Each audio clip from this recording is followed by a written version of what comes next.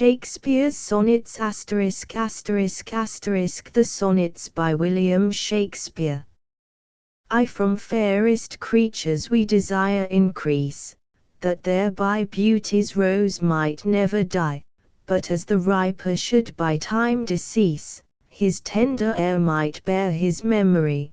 But thou, contracted to thine own bright eyes, feedest thy light's flame with self-substantial fuel, making a famine where abundance lies, thyself thy foe, to thy sweet self too cruel, thou that art now the world's fresh ornament, and only herald to the gaudy spring, within thine own bud buryest thy content, and tender churl. Makest waste in niggarding, pity the world, or else this glutton be, to eat the world's due, by the grave and thee. Too when 40 winters shall besiege thy brow, and dig deep trenches in thy beauty's field, thy youth's proud livery so gazed on now, will be a tattered weed of small worth held, then being asked, where all thy beauty lies, where all the treasure of thy lusty days, to say, within thine own deep sunken eyes, were an all-eating shame, and thriftless praise. How much more praise deserved thy beauty's use, if thou couldst answer this fair child of mine shall sum my count, and make my old excuse proving his beauty by succession thine. This were to be new made when thou art old, and see thy blood warm when thou feelest it cold. 3 Look in thy glass and tell the face thou viewest now is the time that face should form another, whose fresh repair if now thou not renewest, thou dost beguile the world, unbless some mother. For where is she so fair whose uneared womb disdains the tillage of thy husbandry? Or who is he so fond will be the tomb of his self-love to stop posterity? Thou art thy mother's glass and she in thee calls back the lovely April of her prime, so thou through windows of thine age shalt see, despite of wrinkles this thy golden time. But if thou live, remember not to die single and thine image dies with thee. For unthrifty loveliness, why dost thou spend upon thyself thy beauty's legacy? Nature's bequest gives nothing, but doth lend, and being frank she lends to those are free. Then, beauteous niggard, why dost thou abuse the bounteous larges given thee to give? Profitless usurer, why dost thou use so great a sum of sums, yet canst not live? For having traffic with thyself alone, thou of thyself thy sweet self dost deceive, then how when nature calls thee to be gone, what acceptable audit canst thou leave? Thy unused beauty must be tombed with thee, which, used, lives executor to be.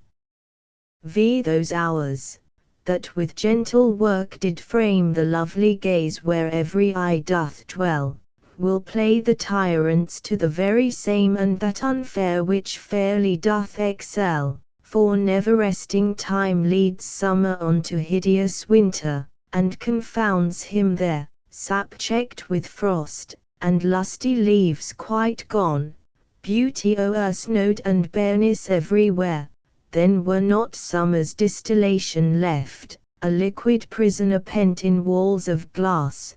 Beauty's effect with beauty were bereft, nor it, nor no remembrance what it was, but flowers distilled though they with winter meet, lease but their show, their substance still lives sweet. 6 Then let not winter's ragged hand deface, in thee thy summer, ere thou be distilled make sweet some vial. Treasure thou some place with beauty's treasure ere it be self-killed. That use is not forbidden usury, which happis those that pay the willing loan, that's for thyself to breed another thee, or 10 times happier, be it 10 for 1, 10 times thyself were happier than thou art, if 10 of thine 10 times refigured thee, then what could death do if thou shouldst depart, leaving thee living in posterity? Be not self-willed, for thou art much too fair to be death's conquest and make worms thine heir. 7 Lo! In the Orient when the gracious light lifts up his burning head, each under eye doth homage to his new appearing sight, serving with looks his sacred majesty, and having climbed the steep up heavenly hill, resembling strong youth in his middle age, yet mortal looks adore his beauty still, attending on his golden pilgrimage, but when from highest pitch, with weary car, like feeble age, he reeleth from the day, the eyes, for duteous, now converted are from his low tract, and look another way. So thou, thyself outgoing in thy noon, unlooked on diest unless thou get a sun. 8 Music to hear, why hearest thou music sadly? Sweets with sweets war not, joy delights in joy, why lovest thou that which thou receivest not gladly, or else receivest with pleasure thine annoy? If the true concord of well-tuned sounds, by unions married, do offend thine ear, they do but sweetly chide thee, who confounds in singleness the parts that thou shouldst bear. Mark how one string, sweet husband to another, strikes each in each by mutual ordering, resembling sire and child and happy mother, who, all in one pleasing note do sing, whose speechless song being many, seeming one, sings this to thee, thou single wilt prove none. 9 Is it for fear to wet a widow's eye, that thou consumest thyself in single life? Ah!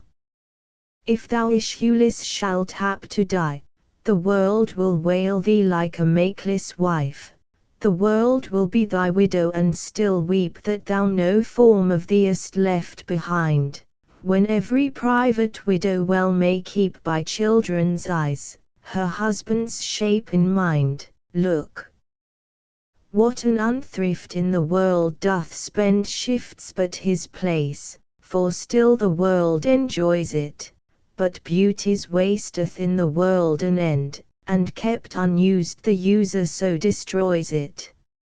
No love toward others in that bosom sits that on himself such murderous shame commits. X for shame. Deny that thou bearest love to any, who for thyself art so unprovident. Grant, if thou wilt, thou art beloved of many, but that thou none lovest is most evident, for thou art so possessed with murderous hate, that gainst thyself thou stickest not to conspire, seeking that beauteous roof to ruinate which to repair should be thy chief desire. Oh! Change thy thought, that I may change my mind, shall hate be fairer logged than gentle love? Be, as thy presence is, gracious and kind, or to thyself at least kind-hearted prove, make thee another self for love of me, that beauty still may live in thine or thee. 11 As fast as thou shalt wane, so fast thou growest in one of thine, from that which thou departest, and that fresh blood which youngly thou bestowest thou mayst call thine when thou from youth convertest. Herein lives wisdom, beauty, and increase. Without this folly, age, and cold decay, if all were minded so, the times should cease and 80 years would make the world away. Let those whom nature hath not made for store, harsh, featureless, and rude, barrenly perish. Look, whom she best endowed thee, she gave thee more, which bounteous gift thou shouldst in bounty cherish. She carved thee for her seal, and meant thereby, thou shouldst print more, not let that copy die. 12 When I do count the clock that tells the time, and see the brave day sunk in hideous night, when I behold the violet past prime, and sable curls, all silvered o'er with white, when lofty trees I see barren of leaves, which erst from heat did canopy the herd, and summer's green all girded up in sheaves, borne on the bier with white and bristly beard, then of thy beauty do I question make, that thou among the wastes of time must go, since sweets and beauties do themselves forsake and die as fast as they see others grow, and nothing 'gainst time's scythe can make defense save breed, to brave him when he takes thee hence.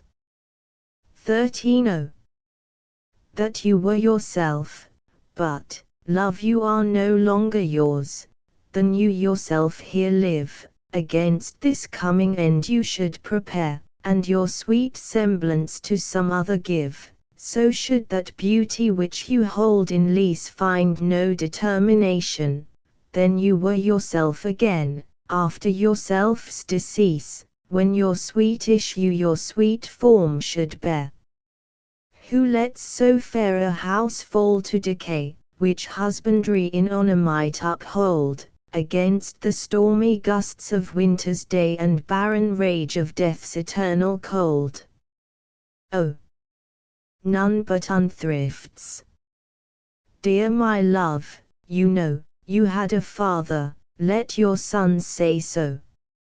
14 Not from the stars do I my judgment pluck, and yet methinks I have astronomy, but not to tell of good or evil luck, of plagues, of dearths, or seasons' quality, nor can I fortune to brief minutes tell, pointing to each his thunder, rain and wind, or say with princes if it shall go well by oft predict that I in heaven find, but from thine eyes my knowledge I derive, and constant stars in them I read such art as truth and beauty shall together thrive, if from thyself, to store thou wouldst convert, or else of thee this I prognosticate, thy end is truth's and beauty's doom and date.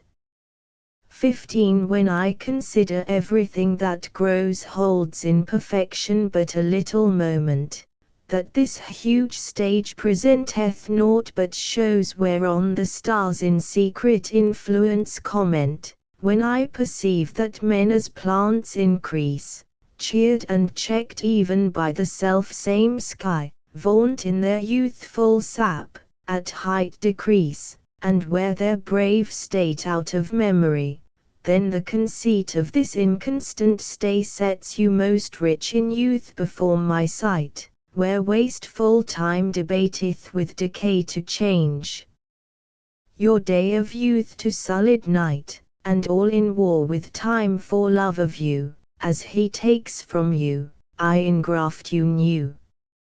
16 But wherefore do not you a mightier way make war upon this bloody tyrant, time, and fortify yourself in your decay with means more blessed than my barren rhyme.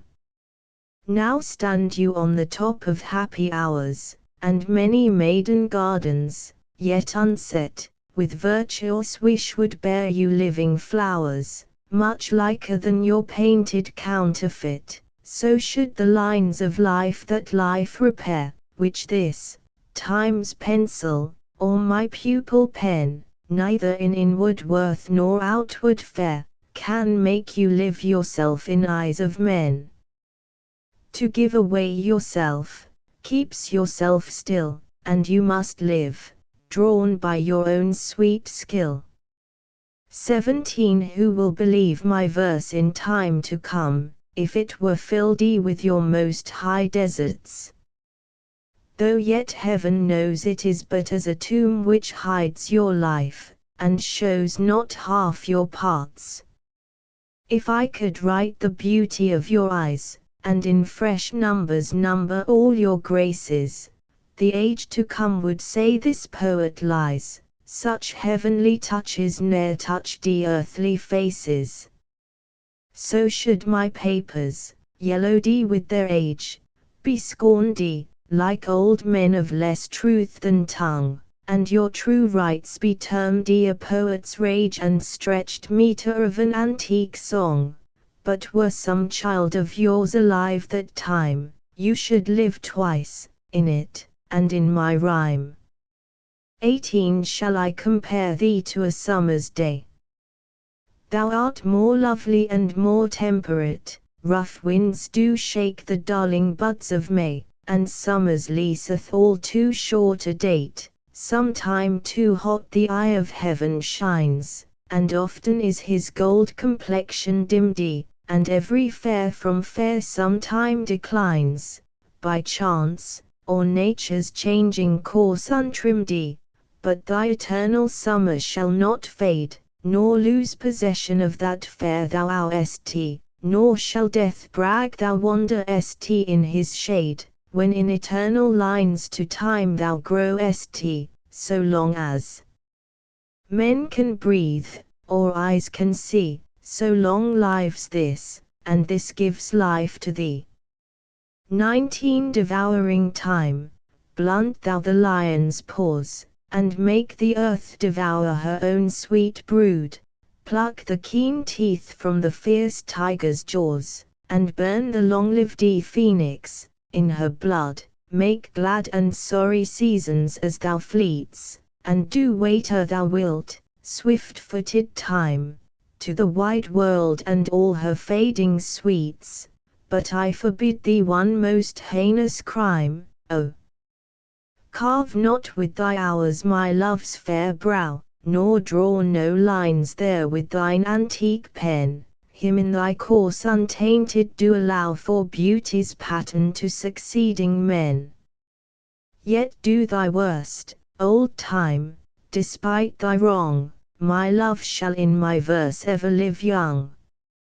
XX A woman's face with nature's own hand painted, as't thou, the master mistress of my passion, a woman's gentle heart, but not acquainted with shifting change, as is false women's fashion, an eye more bright than theirs, less false in rolling, gilding the object whereupon it gazeth, a man in hue all hues in his controlling, which steals men's eyes and women's souls amazeth. And for a woman wert thou first created, till nature, as she wrought thee, fell a-doting, and by addition me of thee defeated, by adding one thing to my purpose nothing. But since she pricked thee out for women's pleasure, mine be thy love and thy love's use their treasure. XXI So is it not with me as with that muse, sturdy by a painted beauty to his verse, who heaven itself for ornament doth use and every fair with his fair doth rehearse, making a couplement of proud compare. With sun and moon, with earth and sea's rich gems, with April's first-born flowers, and all things rare, that heaven's air in this huge rondure hems. Oh! Let me, true in love, but truly right, and then believe me, my love is as fair as any mother's child, though not so bright as those gold candles fixed in heaven's air. Let them say more that like of hearsay well, I will not praise that purpose not to sell. XXII My glass shall not persuade me I am old, so long as youth and thou are of one date, but when in thee time's furrows I behold, then look I death my days should expiate. For all that beauty that doth cover thee, is but the seemly ornament of my heart, which in thy breast doth live, as thine in me, how can I then be elder than thou art? Oh! Therefore, love, be of thyself so wary as I, not for myself, but for thee will, bearing thy heart, which I will keep so chary as tender nurse her babe from faring ill. Presume not on thy heart when mine is slain, thou gavest me thine not to give back again. 23 As an unperfect actor on the stage, who with his fear is put beside his part, or some fierce thing replete with too much rage, whose strength's abundance weakens his own heart, so I, for fear of trust, forget to say the perfect ceremony of love's rite, and in mine own love's strength seem to decay, o'ercharged with burthen of mine own love's might. Oh! Let my looks be then the eloquence and dumb presages of my speaking breast, who plead for love, and look for recompense, more than that tongue that more'th more expressed. Oh! Learn to read what silent loveth writ, to hear with eyes belongs to love's fine wit. 'Cause if mine eye'th played the painter and doth stell thy beauty's form in table of my heart, my body is the frame wherein 'tis held, and perspective it is best painter's art. For through the painter must you see his skill, to find where your true image pictured lies, which in my bosom's shop is hanging still, that'th his windows glazed with thine eyes. Now see what good turns eyes for eyes have done.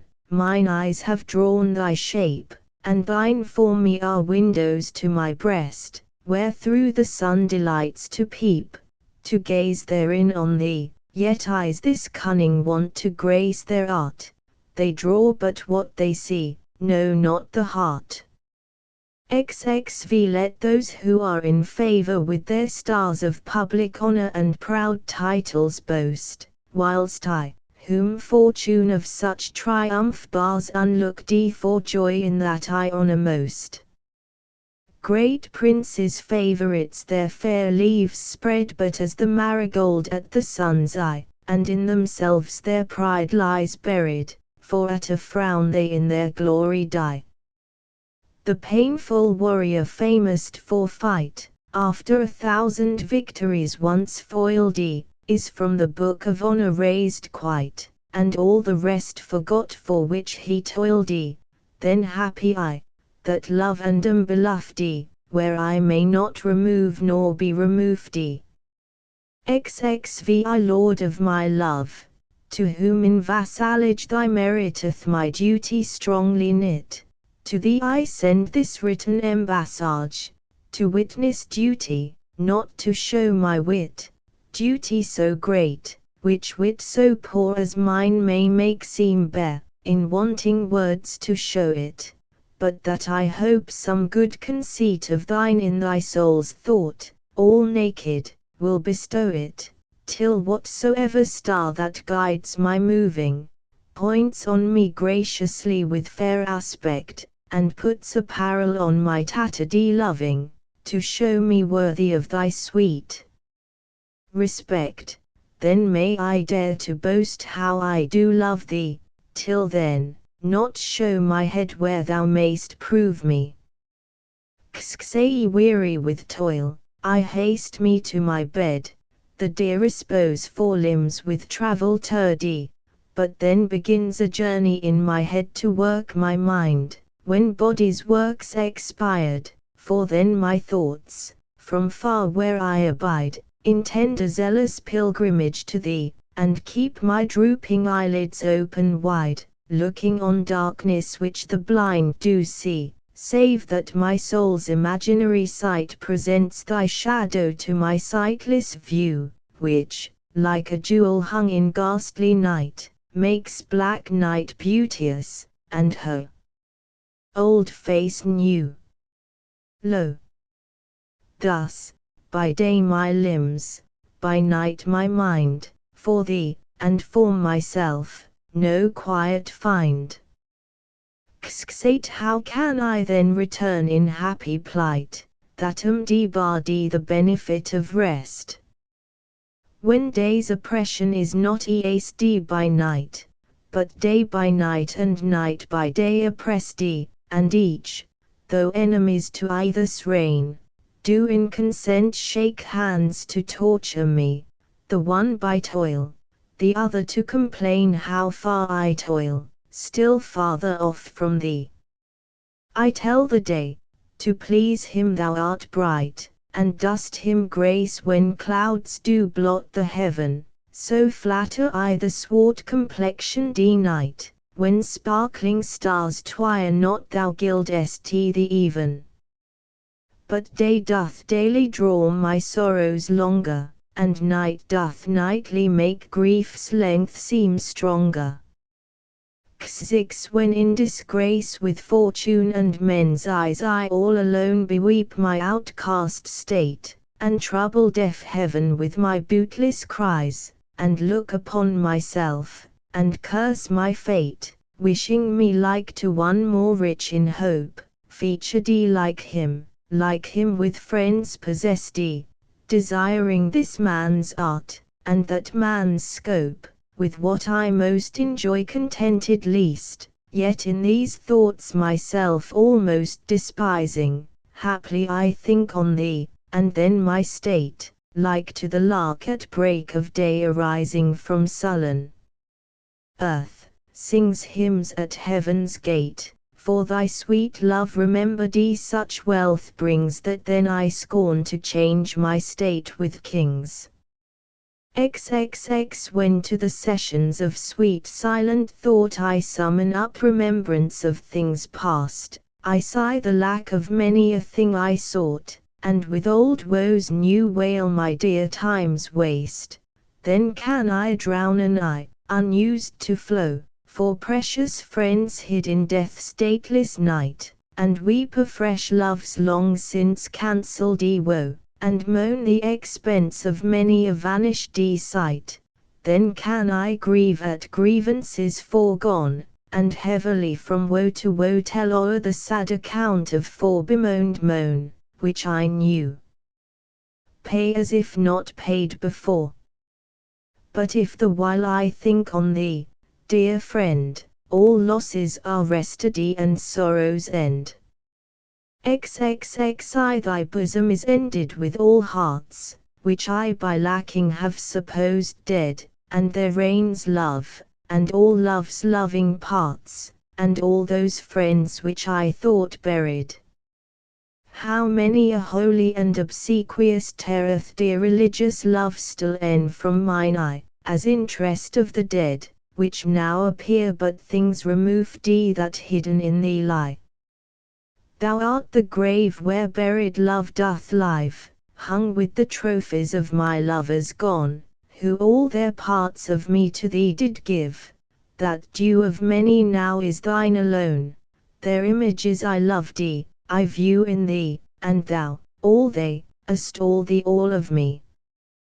If thou survive my well-contented day, when that churl death my bones with dust shall cover and shalt by fortune once more re-survey these poor rude lines of thy deceased lover, compare them with the bettering of the time, and though they be outstripped by every pen, reserve them for my love, not for their rhyme, exceeded by the height of happier men. Oh! Then vouchsafe me but this loving thought, had my friend's muse grown with this growing age, a dearer birth than this his love had brought, to march in ranks of better equipage, but since he died and poets better prove, theirs for their style I'll read, his for his love. XXXII Full many a glorious morning have I seen flatter the mountain tops with sovereign eye, kissing with golden face the meadows green, gilding pale streams with heavenly alchemy, anon permit the basest clouds to ride with ugly wrack on his celestial face, and from the forlorn world his visage hide, stealing unseen to west with this disgrace, Even so my sun one early morn did shine, with all triumphant splendor on my brow, but out. Alack! He was but 1 hour mine, the region cloudeth masked him from me now. Yet him for this my love no whit disdaineth, sons of the world may stain when heaven's sun staineth. Why didst thou promise such a beauteous day, and make me travel forth without my cloak, to let base clouds o'ertake me in my way, hiding thy bravery in their rotten smoke? 'Tis not enough that through the cloud thou break, to dry the rain on my storm-beaten face, for no man well of such a salve can speak, that heals the wound, and cures not the disgrace, nor can thy shame give physic to my grief. Though thou repent, yet I have still the loss, the offender's sorrow lends but weak relief to him that bears the strong offence's cross. Ah! But those tears are pearl which thy love sheds, and they are rich and ransom all ill deeds. XXXV no more be grieved at that which thou hast done. Roses have thorns, and silver fountains mud, clouds and eclipses stain both moon and sun, and loathsome canker lives in sweetest bud. All men make faults, and even I in this, authorizing thy trespass with compare, myself corrupting, salving thy amiss, excusing thy sins more than thy sins are, for to thy sensual fault I bring incense. Thy adverse party is thy advocate, and 'gainst myself a lawful plea commence. Such civil war is in my love and hate, that I an accessory needs must be, to that sweet thief which sourly robs from me. Let me confess that we two must be twain, although our undivided loves are one, so shall those blots that do with me remain, without thy help, by me be borne alone.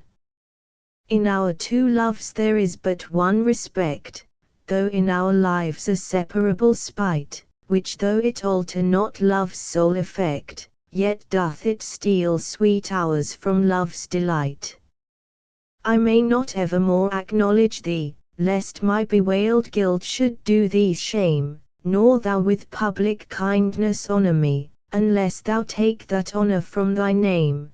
But do not so, I love thee in such sort, as thou being mine, mine is thy good report.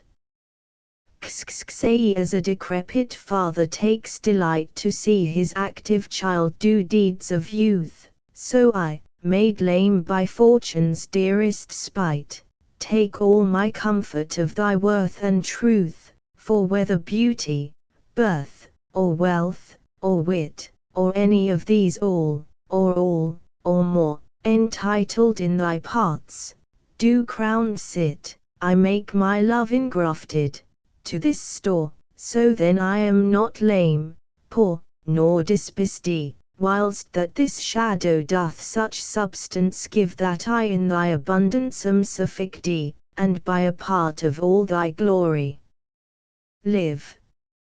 Look what is best, that best I wish in thee, this wish I have, then 10 times happy me.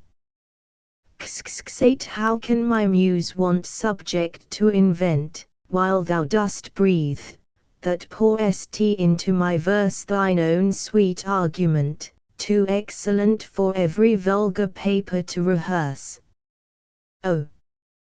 Give thyself the thanks, if aught in me worthy perusal stand against thy sight, for who's so dumb that cannot write to thee, when thou thyself dost give invention light? Be thou the 10th muse, 10 times more in worth than those old 9 which rhymers invocate, and he that calls on thee, let him bring forth eternal numbers to outlive long date.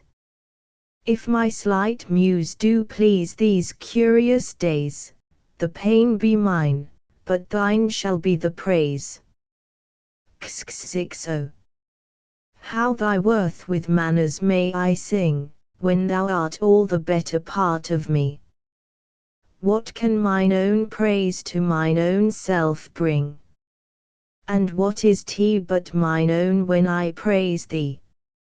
Even for this, let us divided live, and our dear love lose name of single one, that by this separation I may give that due to thee which thou deservesti alone.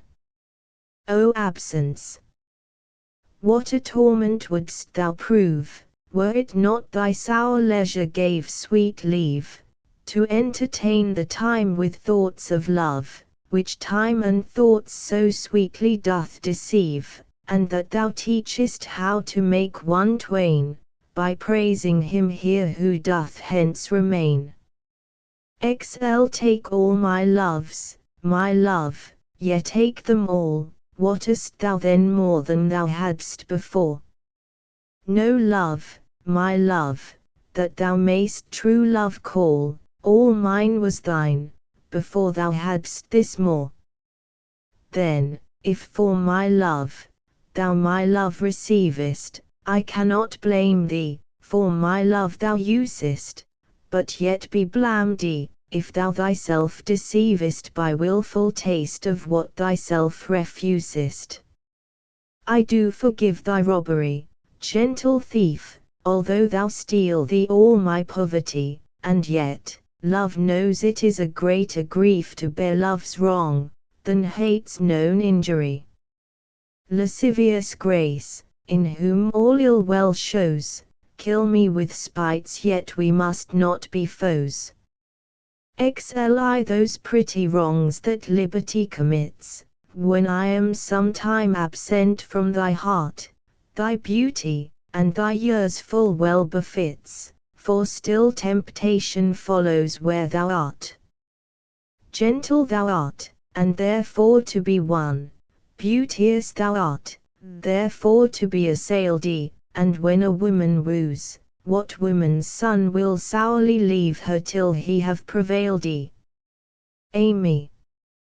But yet thou mightst my seat forbear, and chide thy beauty and thy straying youth, who lead thee in their riot even there where thou art forced to break a twofold truth, hers by thy beauty tempting her to thee, thine by thy beauty being false to me.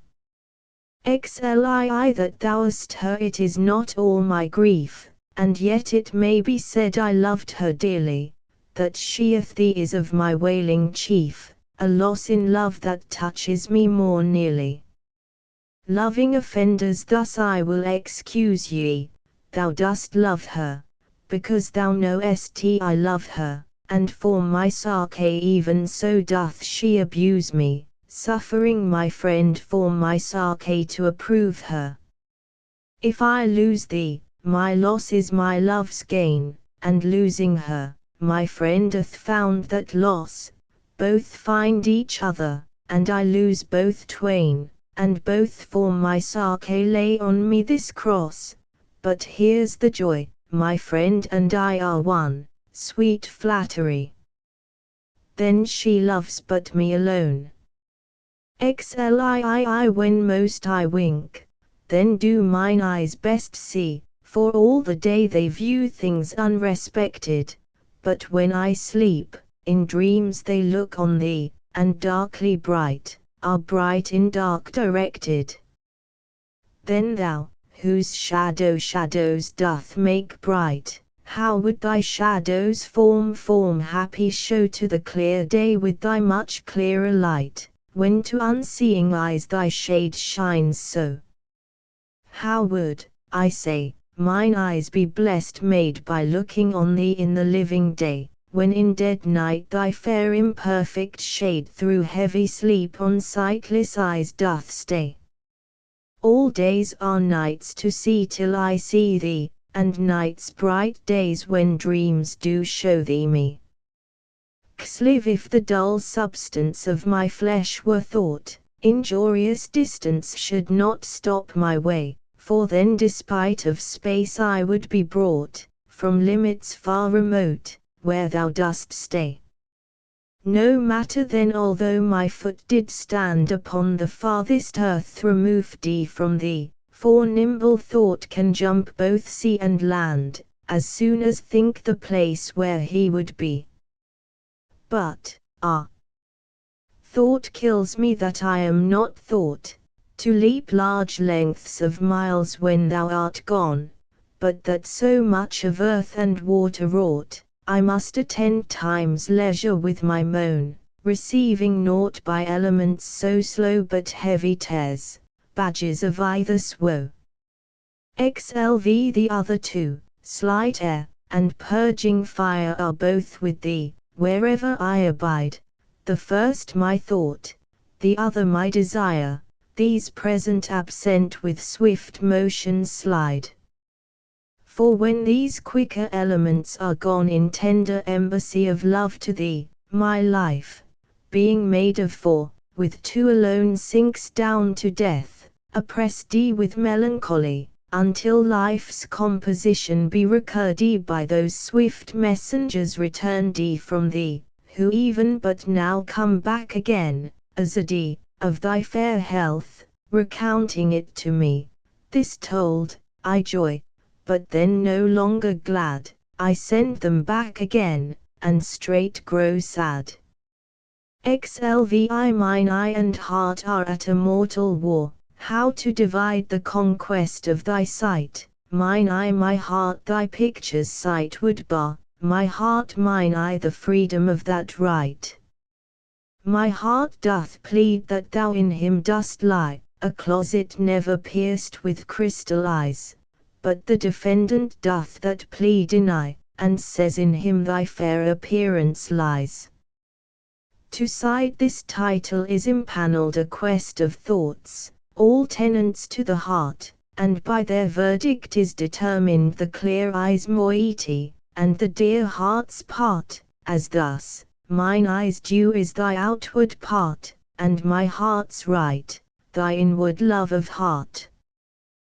Slay betwixt mine eye and heart a league is took, and each doth good turns now unto the other, when that mine eye is famished for a look, or heart in love with sighs himself doth smother, with my love's picture then my eye doth feast, and to the painted banquet bids my heart. Another time mine eye is my heart's guest, and in his thoughts of love doth share a part, so, either by thy picture or my love, thyself away, art present still with me, for thou not farther than my thoughts canst move. And I am still with them, and they with thee, or, if they sleep, thy picture in my sight awakes my heart, to heart's and eyes' delight. Slate how careful was I when I took my way, each trifle under truest bars to thrust, that to my use it might unused stay from hands of falsehood, in sure wards of trust. But thou, to whom my jewels trifles are, most worthy comfort, now my greatest grief, thou best of dearest, and mine only care, art left the prey of every vulgar thief.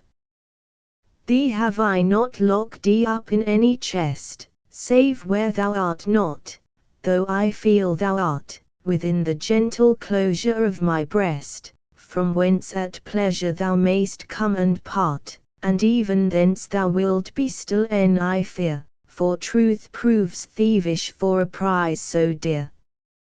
Slicks against that time, if ever that time come, when I shall see thee frown on my defects, when as thy loveth cast his utmost sum, call to that audit by advice respects, against that time when thou shalt strangely pass, and scarcely greet me with that sun, thine eye, when love, converted from the thing it was, shall reasons find of settled gravity, against that time do I ensconce me here, within the knowledge of mine own desert, and this my hand, against myself uprear, to guard the lawful reasons on thy part, to leave poor me thou'st the strength of laws, since why to love I can allege no cause.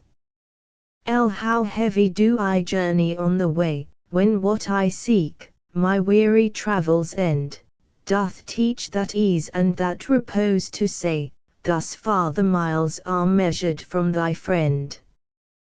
The beast that bears me, tired with my woe, plods dully on, to bear that weight in me, as if by some instinct the wretch did know his rider loved not speed, being made from thee, the bloody spur cannot provoke him on, that sometimes anger thrusts into his hide, which heavily he answers with a groan, more sharp to me than spurring to his side, for that same groan doth put this in my mind, my grief lies onward, and my joy behind.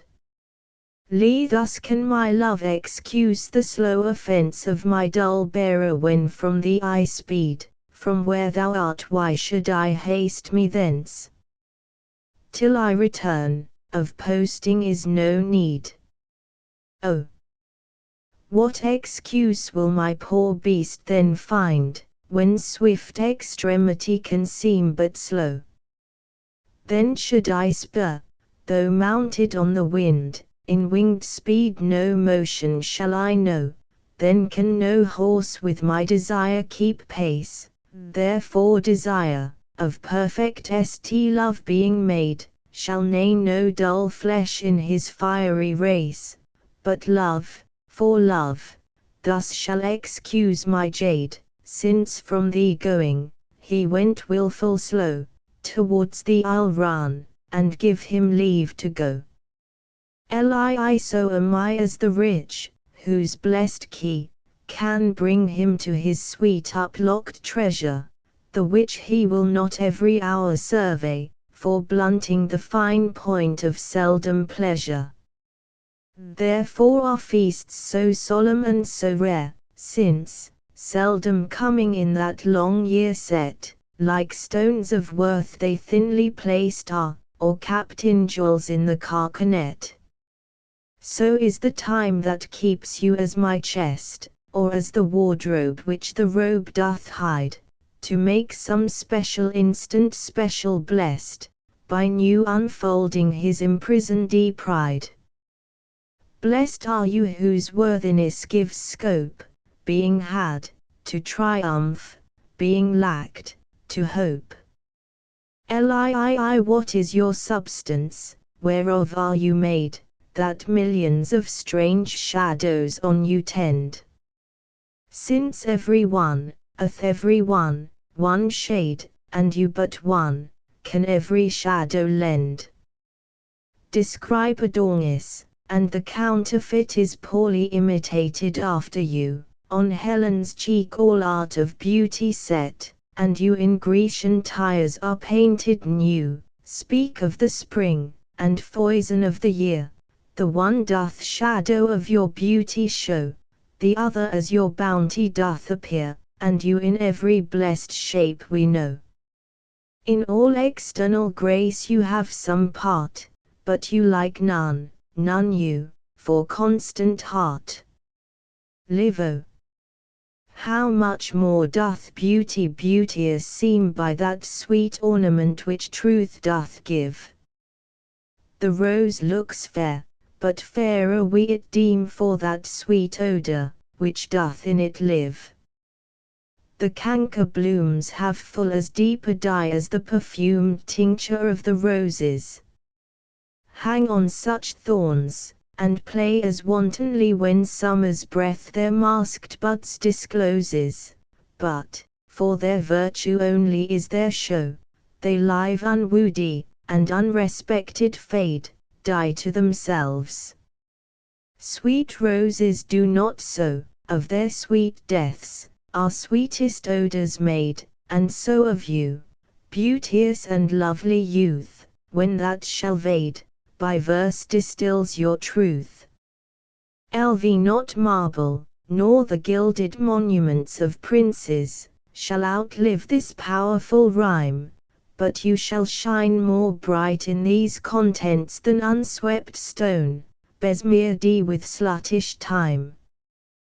When wasteful war shall statues overturn, and broils root out the work of masonry, nor Mars his sword, nor war's quick fire shall burn the living record of your memory. 'Gainst death, and all oblivious enmity shall you pace forth, your praise shall still find room even in the eyes of all posterity that wear this world out to the ending doom. So, till the judgment that yourself arise, you live in this, and dwell in lovers' eyes. Lvi sweet love, renew thy force, be it not said thy edge should blunter be than appetite, which but today by feeding is a lady, tomorrow sharpened in his former might. So, love, be thou, although today thou fill thy hungry eyes, even till they wink with fullness, tomorrow see again, and do not kill the spirit of love, with a perpetual dullness. Let this sad interim like the ocean be which parts the shore, where two contracted new come daily to the banks, that when they see return of love, more blessed may be the view, or call it winter, which being full of care, makes summer's welcome, thrice more wished, more rare. Lvii being your slave, what should I do but tend upon the hours and times of your desire? I have no precious time at all to spend, nor services to do, till you require. Nor dare I chide the world without end hour, whilst I, my sovereign, watch the clock for you, nor think the bitterness of absence sour, when you have bid your servant once adieu, nor dare I question with my jealous thought where you may be, or your affairs suppose, but, like a sad slave, stay and think of naught save, where you are, how happy you make those. So true a fool is love, that in your will, though you do anything, he thinks no ill. Late that God forbid, that made me first your slave, I should in thought control your times of pleasure, or at your hand the account of hours to crave, being your vassal, bound to stay your leisure. Oh, let me suffer, being at your beck, the imprisoned absence of your liberty, and patience, tame to sufferance, bide each check, without accusing you of injury. Be where you list, your charter is so strong that you yourself may privilege your time to what you will, to you it doth belong yourself to pardon of self-doing crime. I am to wait, though waiting so be hell, not blame your pleasure be it ill or well.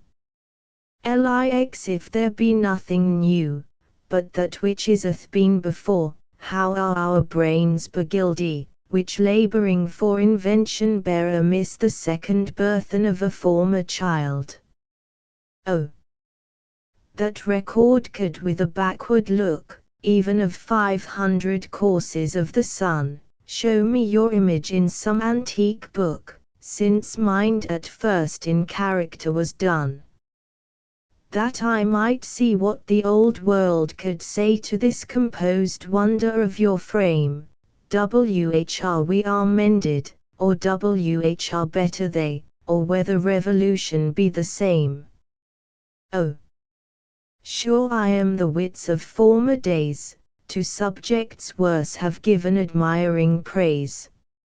Lx like as the waves make towards the pebbled shore, so do our minutes hasten to their end, each changing place with that which goes before, in sequent toil all forwards do contend. Nativity, once in the main of light, crawls to maturity, where with being crowned crooked eclipses gainst his glory fight, and time that gave doth now his gift confound. Time doth transfix the flourish set on youth and delves the parallels in beauty's brow, feeds on the rarities of nature's truth, and nothing stands but for his scythe to mow, and yet to times in hope, my verse shall stand. Praising thy worth, despite his cruel hand. Lxi, is it thy will, thy image should keep open my heavy eyelids to the weary night? Dost thou desire my slumbers should be broken, while shadows like to thee do mock my sight? Is it thy spirit that thou sendest from thee so far from home into my deeds to pry, to find out shames and idle hours in me, the scope and tenure of thy jealousy? Oh, no. Thy love, though much, is not so great, it is my love that keeps mine eye awake, mine own true love that doth my rest defeat, to play the watchman ever for thy Sake, for thee watch I, whilst thou dost wake elsewhere, from me far off, with others all too near. Lxi, sin of self-love possesseth all mine eye and all my soul, and all my every part, and for this sin there is no remedy, it is so grounded inward in my heart. Methinks no face so gracious is as mine, no shape so true, no truth of such account, and for myself mine own worth do define, as I all other in all worths surmount. But when my glass shows me myself indeed beated and chopped with tanned antiquity, mine own self-love quite contrary I read, self so self-loving were iniquity. 'Tis thee, myself, that for myself I praise, painting my age with beauty of thy days. Ilxit against my love shall be as I am now, with time's injurious hand crushed and o'er-worn, when hours have drained his blood and filled his brow with lines and wrinkles, when his youthful mourneth travelled on to age's steepy night, and all those beauties whereof now his king are vanishing, or vanished out of sight, stealing away the treasure of his spring. For such a time do I now fortify against confounding age's cruel knife, that he shall never cut from memory my sweet love's beauty. Though my lover's life, his beauty shall in these black lines be seen, and they shall live, and he in them still green.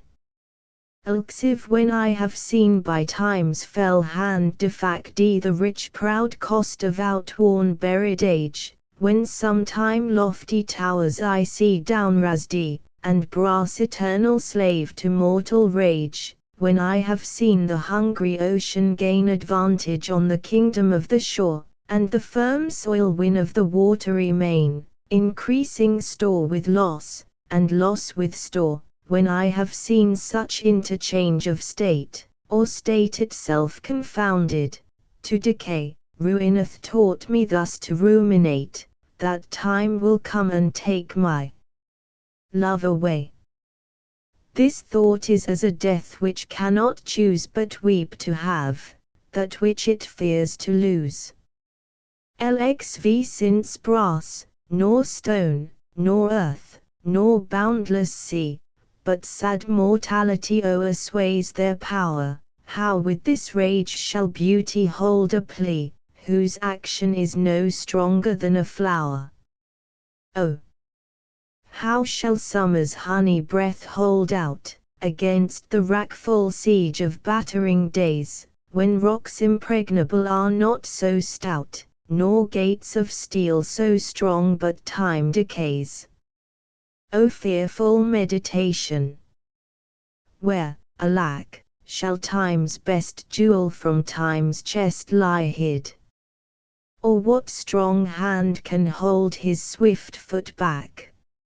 Or who his spoil of beauty can forbid? Oh! None, unless this miracle have might, that in black ink my love may still shine bright. Lxv, I tired with all these, for restful death I cry, as to behold deserter beggar born, and needy nothing trimmed in jollity, and purest faith unhappily forsworn, and gilded honour shamefully misblacked, and maiden virtue rudely strumpeted, and right perfection wrongfully discracked, and strength by limping sway disabled, and art made tongue-tied by authority, and folly, doctor-like, controlling skill, and simple truth miscalled simplicity, and captive good attending captain ill, turdy withal. From these would I be gone, save that, to die, I leave my love alone. Alxaea. Wherefore with infection should he live, and with his presence grace impiety, that sin by him advantage should achieve, and lace itself with his society. Why should false painting imitate his cheek, and steal dead seeming of his living hue? Why should poor beauty indirectly seek roses of shadow, since his rose is true? Why should he live, now nature bankrupt is, beggary of blood to blush through lively veins? For she hath no exchequer now but his, and proud of many, lives upon his gains. Oh! Him she stores, to show what wealth she had in days long since, before these last so bad. Alxate thus is his cheek the map of days outworn, when beauty lived and died as flowers do now, before these bastard signs of fair were born, or durst inhabit on a living brow, before the golden tresses of the dead, the rite of sepulchres, were shorn away, to live a second life on second head, ere beauty's dead fleece made another gay. In him those holy antique hours are seen, without all ornament, itself and true, making no summer of another's green, robbing no old to dress his beauty new. And him as for a map doth nature store, to show false art what beauty was of yore. Alxix those parts of thee that the world's eye doth view want nothing that the thought of hearts can mend, all tongues, the voice of souls, give thee that due, uttering bare truth, even so as foes commend. Thy outward thus with outward praise is crowned, but those same tongues, that give thee so thine own, in other accents do this praise confound by seeing farther than the eye hath shown. They look into the beauty of thy mind, and that in guess they measure by thy deeds, then churls their thoughts, although their eyes were kind, to thy fair flower add the rank smell of weeds, but why thy odour matcheth not thy show? The soil is this, that thou dost common grow.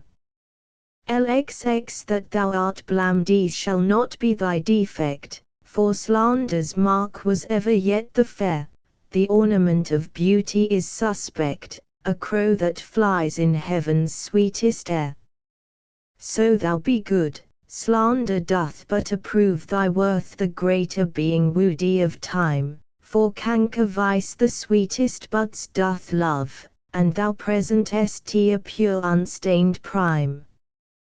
Thou hast passed by the ambush of young days either not assailed, or victor being charged, yet this thy praise cannot be so thy praise, to tie up envy, evermore enlarged, if some suspect of ill masked not thy show, then thou alone kingdoms of hearts should stow. Lxx I no longer mourn for me when I am dead, than you shall hear the surly sullen bell give warning to the world that I am fled from this vile world with vilest worms to dwell. Nay, if you read this line, remember not the hand that writ it, for I love you so, that I in your sweet thoughts would be forgot, if thinking on me then should make you woe. Oh, if, I say, you look upon this verse, when I perhaps compounded 'em with clay, do not so much as my poor name rehearse, but let your love even with my life decay, lest the wise world should look into your moan, and mock you with me after I am gone. Lxo. Lest the world should task you to recite what merit lived in me, that you should love after my death. Dear love, forget me quite, for you in me can nothing worthy prove, unless you would devise some virtuous lie, to do more for me than mine own desert, and hang more praise upon deceased I than niggard truth would willingly impart. Oh! Lest your true love may seem false in this, that you for love speak well of me untrue, my name be buried where my body is, and live no more to shame nor me nor you. For I am shamed by that which I bring forth, and so should you, to love things nothing worth.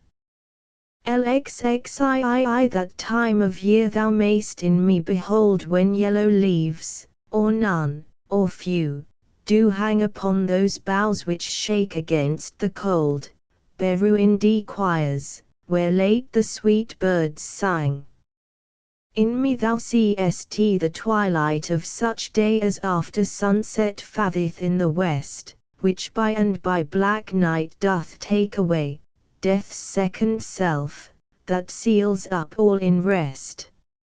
In me thou seest the glowing of such fire, that on the ashes of his youth doth lie, as the deathbed, whereon it must expire, consumed with that which it was nourished by. This thou perceivest, which makes thy love more strong, to love that well, which thou must leave ere long. Lxiv but be contented, when that fell arrest without all bail shall carry me away, my life hath in this line some interest, which for memorial still with thee shall stay. When thou reviewest this, thou dost review the very part was consecrate to thee.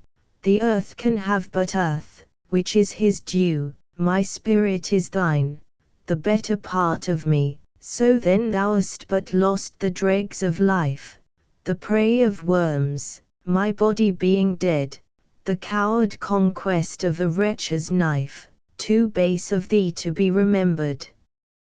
The worth of that is that which it contains, and that is this, and this with thee remains.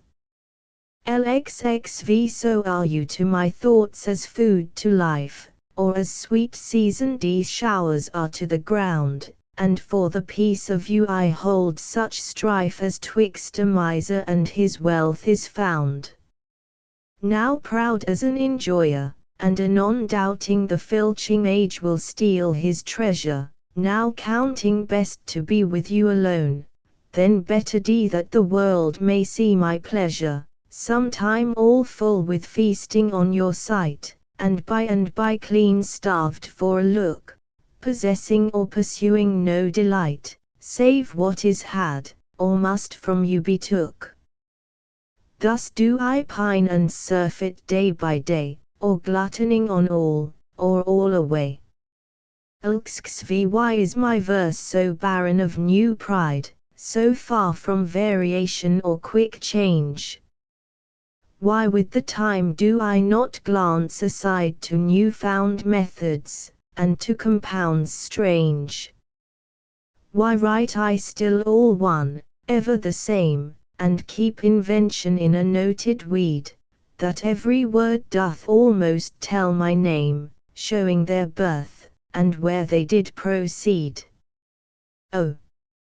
No sweet love I always write of you, and you and love are still my argument, so all my best is dressing old words new, spending again what is already spent, for as the sun is daily new and old, so is my love still telling what is told.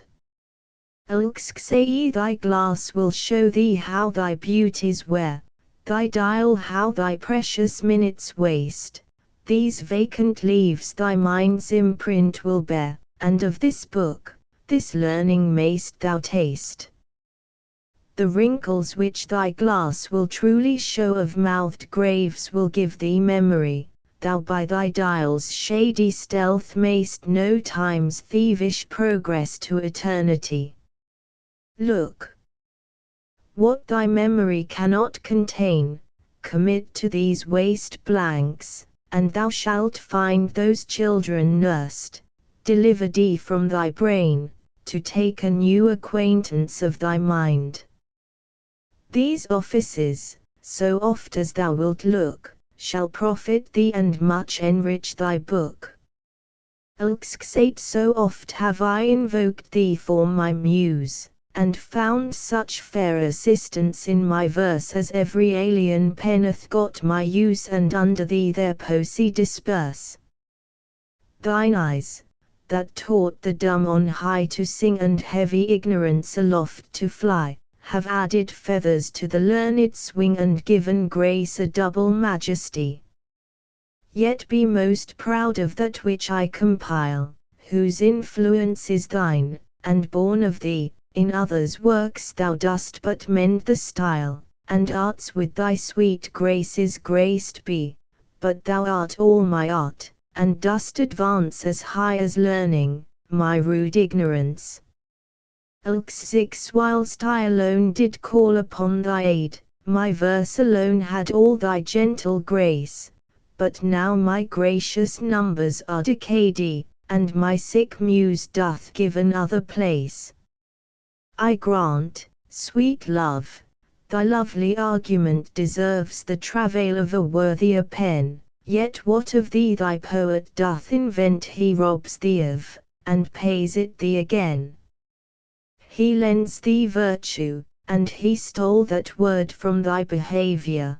Beauty doth he give, and found it in thy cheek. He can afford no praise to thee, but what in thee doth live.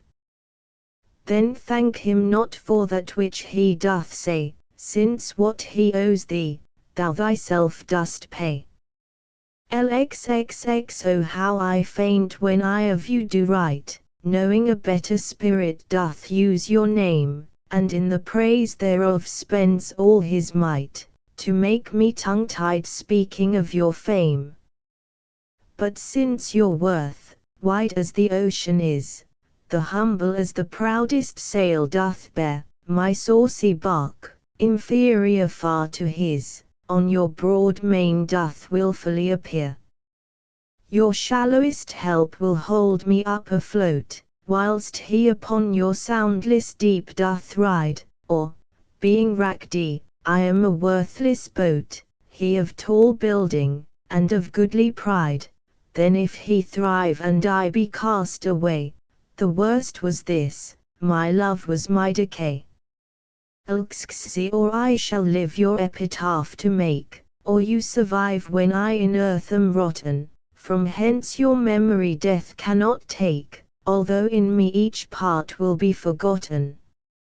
Your name from hence immortal life shall have, though I, once gone, to all the world must die. The earth can yield me but a common grave, when you entombed in men's eyes shall lie. Your monument shall be my gentle verse, which eyes not yet created shall o'erread, and tongues to be, your being shall rehearse. When all the breathers of this world are dead, you still shall live, such virtueth my pen, where breath most breathes, even in the mouths of men. Ilksxi, I grant thou wert not married to my muse, and therefore mayst without attaint o'erlook the dedicated words which writers use of their fair subject, blessing every book. Thou art as fair in knowledge as in hue, finding thy worth a limit past my praise, and therefore art enforced to seek anew some fresher stamp of the time-bettering days. And do so, love, yet when they have devised, what strained touches rhetoric can lend, thou truly fair, what truly sympathized in true plain words, by thy true telling friend, and their gross painting might be better us where cheeks need blood, in thee it is arbused. I never saw that you did painting need, and therefore to your fair no painting set. I found, or thought I found, you did exceed that barren tender of a poet's debt, and therefore have I slept in your report, that you yourself, being extant, well might show how far a modern quill doth come too short. Speaking of worth, what worth in you doth grow? This silence for my sin you did impute, which shall be most my glory being dumb, for I impair not beauty being mute, when others would give life, and bring a tomb. There lives more life in one of your fair eyes than both your poets can in praise devise. Who is it that says most, which can say more, than this rich praise, that you alone are you, in whose confine immured is the store which should example where your equal grew. Lean penury within that pen doth dwell that to his subject lends not some small glory, but he that writes of you, if he can tell that you are you, so dignifies his story. Let him but copy what in you is writ, not making worse what nature made so clear, and such a counterpart shall fame his wit, making his style admired everywhere. You to your beauteous blessings add a curse, being fond on praise, which makes your praises worse. My tongue-tied muse in manners holds her still, while comments of your praise richly compelled reserve their character with golden quill, and precious phrase by all the muses filled. I think good thoughts, whilst others write good words, and like unlettered clerks still cry amen to every hymn that able spirit affords, in polished form of well-refined pen. Hearing you praised, I say 'tis so, 'tis true, and to the most of praise add something more, but that is in my thought, whose love to you, though words come hindmost, holds his rank before. Then others, for the breath of words respect, me for my dumb thoughts, speaking in effect. Was it the proud full sail of his great verse, bound for the prize of all too precious you, that did my ripe thoughts in my brain inhearse, making their tomb the womb wherein they grew? Was it his spirit, by spirits taught to write, above a mortal pitch, that struck me dead? No, neither he, nor his compeers by night giving him aid, my verse astonished. He, nor that affable familiar ghost which nightly gulls him with intelligence, as victors of my silence cannot boast. I was not sick of any fear from thence, but when your countenance filled up his line, then lacked I matter, that enfeebled mine. Say farewell. Thou art too dear for my possessing, and like enough thou knowest thy estimate.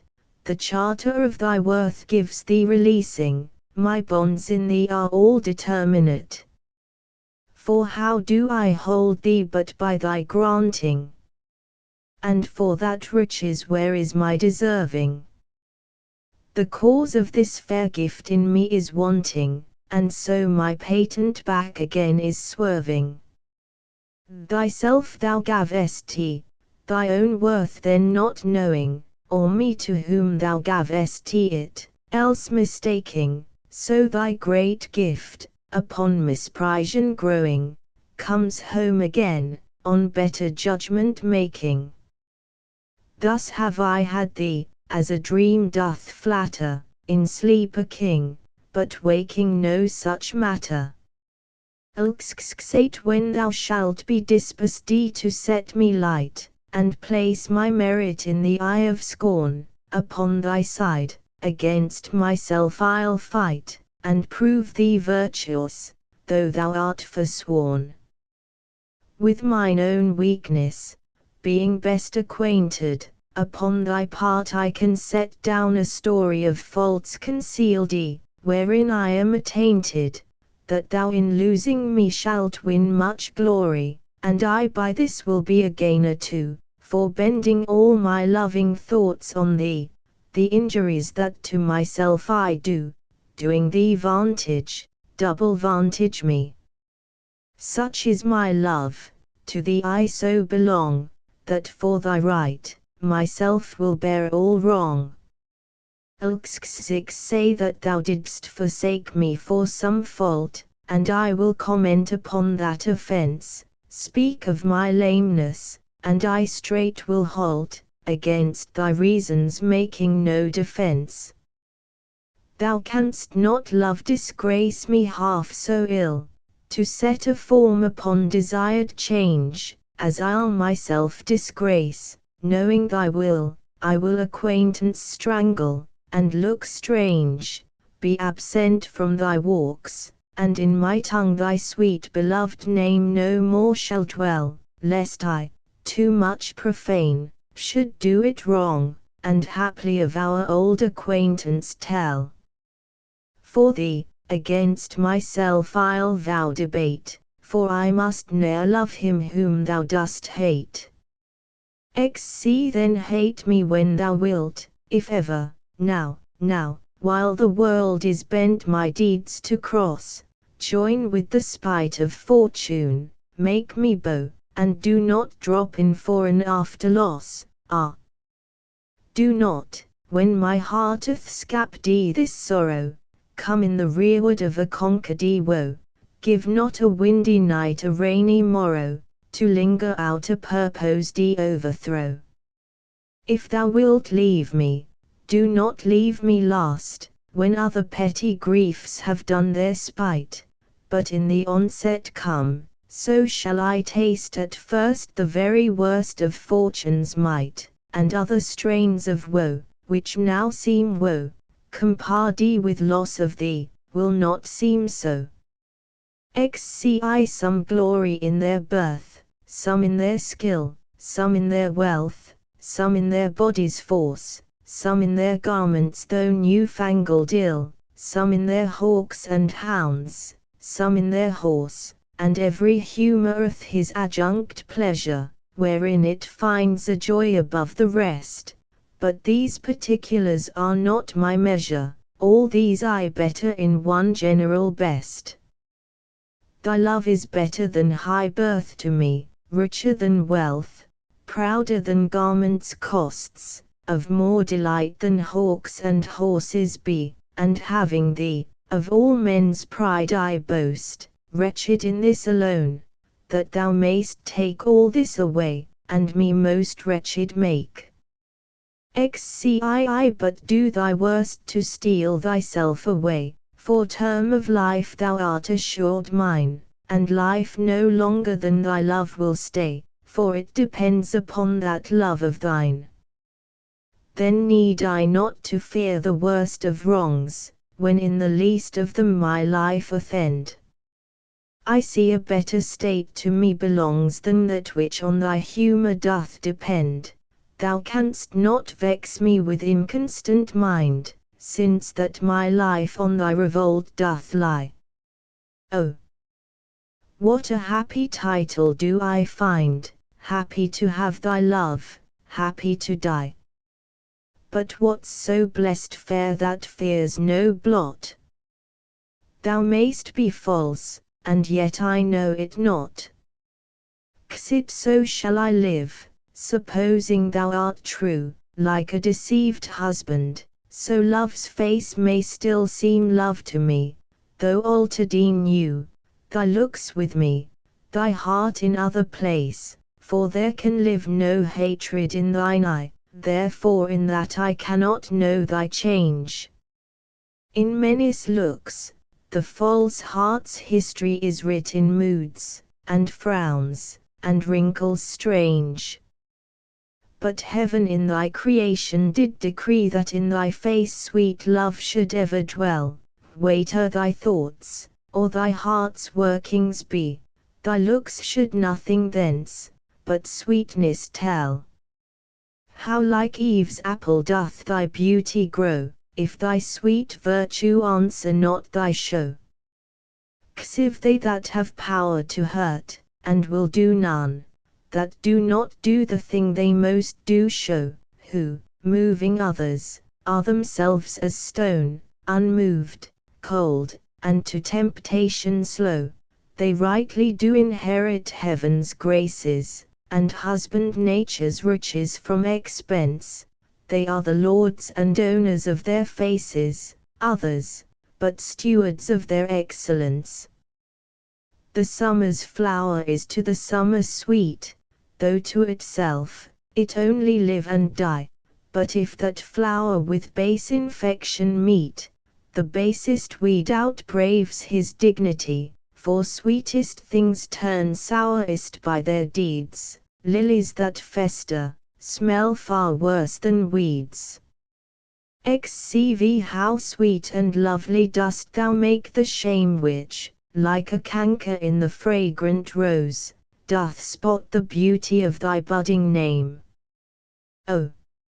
In what sweets dost thou thy sins enclose? That tongue that tells the story of thy days, making lascivious comments on thy sport, cannot dispraise, but in a kind of praise, naming thy name, blesses an ill report. Oh! What a mansion have those vices got which for their habitation chose out thee, where beauty's veil doth cover every blot and all things turns to fair that eyes can see. Take heed, dear heart, of this large privilege, the hardest knife illusty doth lose his edge.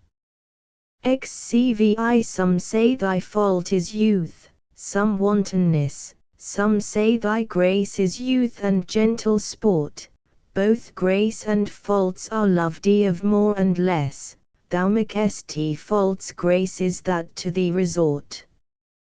As on the finger of a throned queen the basest jewel will be well esteemed, so are those errors that in thee are seen to truths translated, and for true things deemed. How many lambs might the stern wolf betray, if like a lamb he could his looks translate? How many gazers mightst thou lead away, if thou wouldst use the strength of all thy state? But do not so, I love thee in such sort, as, thou being mine, mine is thy good report. Say I how like a winter hath my absence been from thee, the pleasure of the fleeting year. What freezings have I felt, what dark days seen? What old December's bareness everywhere?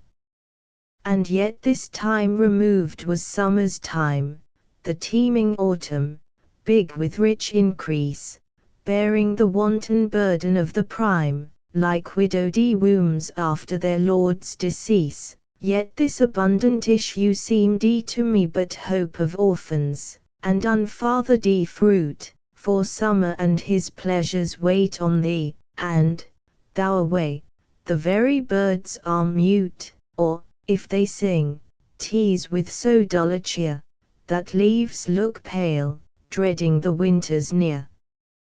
Say it from you have I been absent in the spring, when proud-pied April, dressed in all his trim, hath put a spirit of youth in everything, that heavy Saturn laughed and leaped with him. Yet nor the lays of birds, nor the sweet smell of different flowers in odor and in hue, could make me any summer's story tell, or from their proud lap pluck them where they grew, nor did I wonder at the lilies white, nor praise the deep vermilion in the rose, they were but sweet, but figures of delight, drawn after you, you pattern of all those. Yet seemed it winter still, and you away, as with your shadow I with these did play. 6 The forward violet thus did I chide, sweet thief, whence didst thou steal thy sweet that smells, if not from my love's breath. The purple pride which on thy soft cheek for complexion dwells in my love's veins thou'st too grossly dyd. The lily I condemned for thy hand, and buds of marjoram had still in thy hair. The roses fearfully on thorns did stand, one blushing shame, another white despair, a third, nor red nor white, had still en of both, and to his robbery had annexed thy breath, but, for his theft, in pride of all his growth a vengeful canker eat him up to death. More flowers I noted, yet I none could see, but sweet, or colour it had still en from thee. See where art thou Muse that thou forgettest so long, to speak of that which gives thee all thy might. Spendest thou thy fury on some worthless song, darkening thy power to lend base subjects light. Return forgetful Muse, and straight redeem, in gentle numbers time so idly spent, sing to the ear that doth thy lays esteem and gives thy pen both skill and argument. Rise, resty Muse, my love's sweet face survey, if time have any wrinkle graven there, if any, be a satire to decay, and make time's spoils despised everywhere. Give my love fame faster than time wastes life, so thou preventest his scythe and crooked knife. See, O truant Muse, what shall be thy amends for thy neglect of truth in beauty dyd. Both truth and beauty on my love depends, so dost thou too, and therein dignified. Make answer Muse, wilt thou not haply say, truth needs no colour, with his colour fixed beauty no pencil, beauty's truth to lay, but best is best, if never intermixed because he needs no praise, wilt thou be dumb? Excuse not silence so, for 't lies in thee to make him much outlive a gilded tomb and to be praised of ages yet to be. Then do thy office, Muse, I teach thee how to make him seem long hence as he shows now. See, my love is strengthened though more weak in seeming, I love not less, though less the show appear, that love is merchandised whose rich esteeming, the owner's tongue doth publish everywhere. Our love was new, and then but in the spring, when I was wont to greet it with my lays, as Philomel in summer's front doth sing, and stops her pipe in growth of riper days, not that the summer is less pleasant now than when her mournful hymns did hush the night, but that wild music burthens every bough, and sweets grown common lose their dear delight. Therefore like her, I sometime hold my tongue, because I would not dull you with my song. See, alack, what poverty my Muse brings forth, that having such a scope to show her pride, the argument, all bare, is of more worth than when it hath my added praise beside. Oh, blame me not, if I no more can write. Look in your glass, and there appears a face that overgoes my blunt invention quite, dulling my lines, and doing me disgrace. Were it not sinful then, striving to mend, to mar the subject that before was well?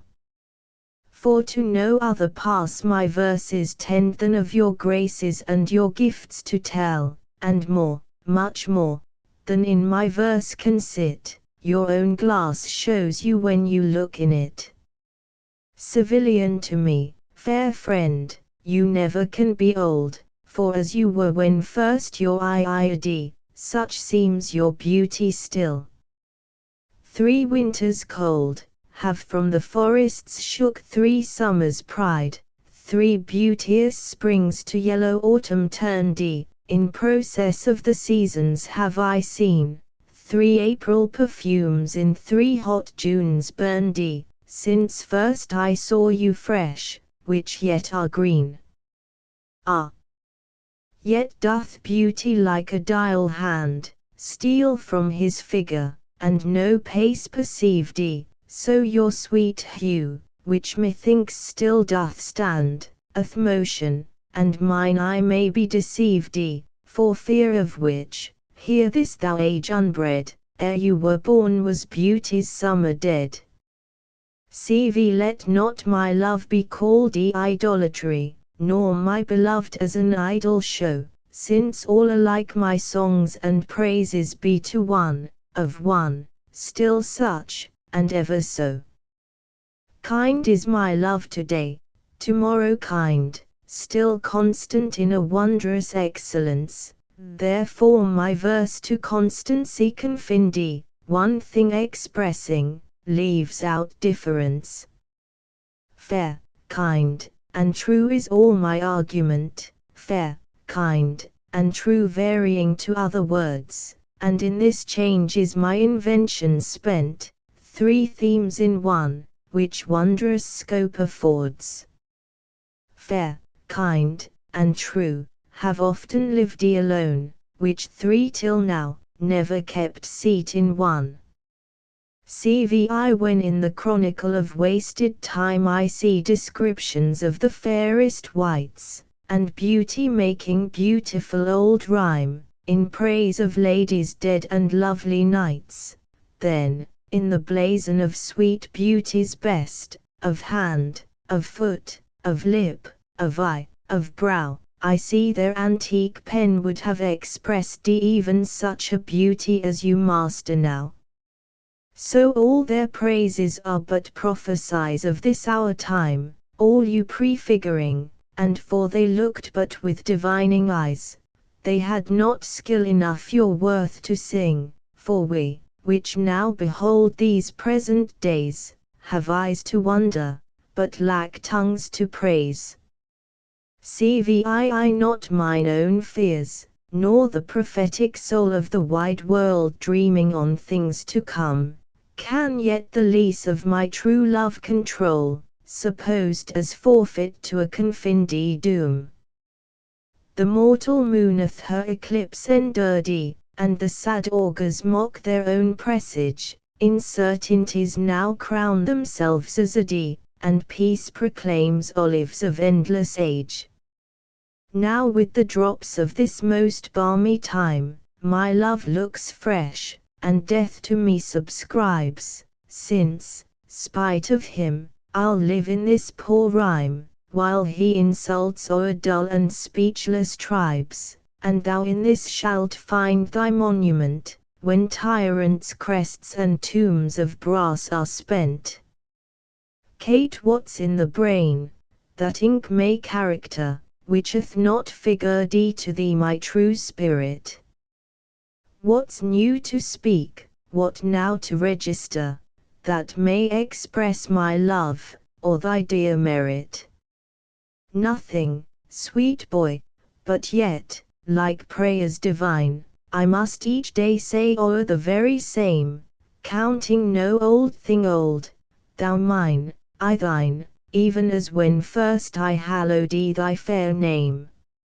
So that eternal love in love's fresh case, weighs not the dust and injury of age, nor gives to necessary wrinkles place, but makes antiquity for aye his page, finding the first conceit of love there bred, where time and outward form would show it dead. CIXO. Never say that I was false of heart, though absence seemed my flame to qualify, as easy might I from myself depart as from my soul which in thy breast doth lie, that is my home of love. If I have wranged, like him that travels, I return again, just to the time, not with the time exchanged, so that myself bring water for my stain. Never believe though in my nature reigned, all frailties that besiege all kinds of blood, that it could so preposterously be stained, to leave for nothing all thy sum of good, for nothing this wide universe I call, save thou, my rose, in it thou art my all. Cx alas!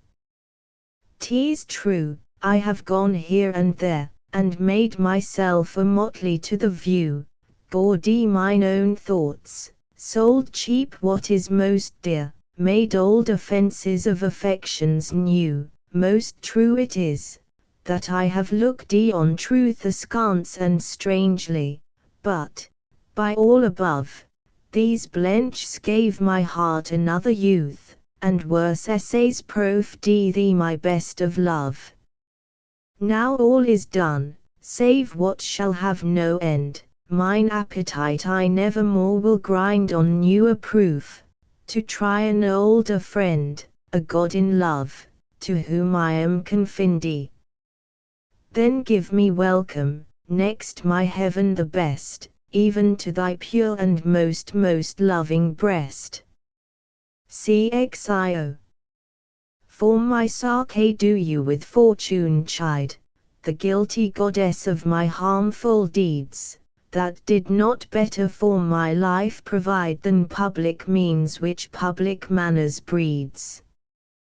Thence comes it that my name receives a brand, and almost thence my nature is subdued to what it works in, like the dyer's hand.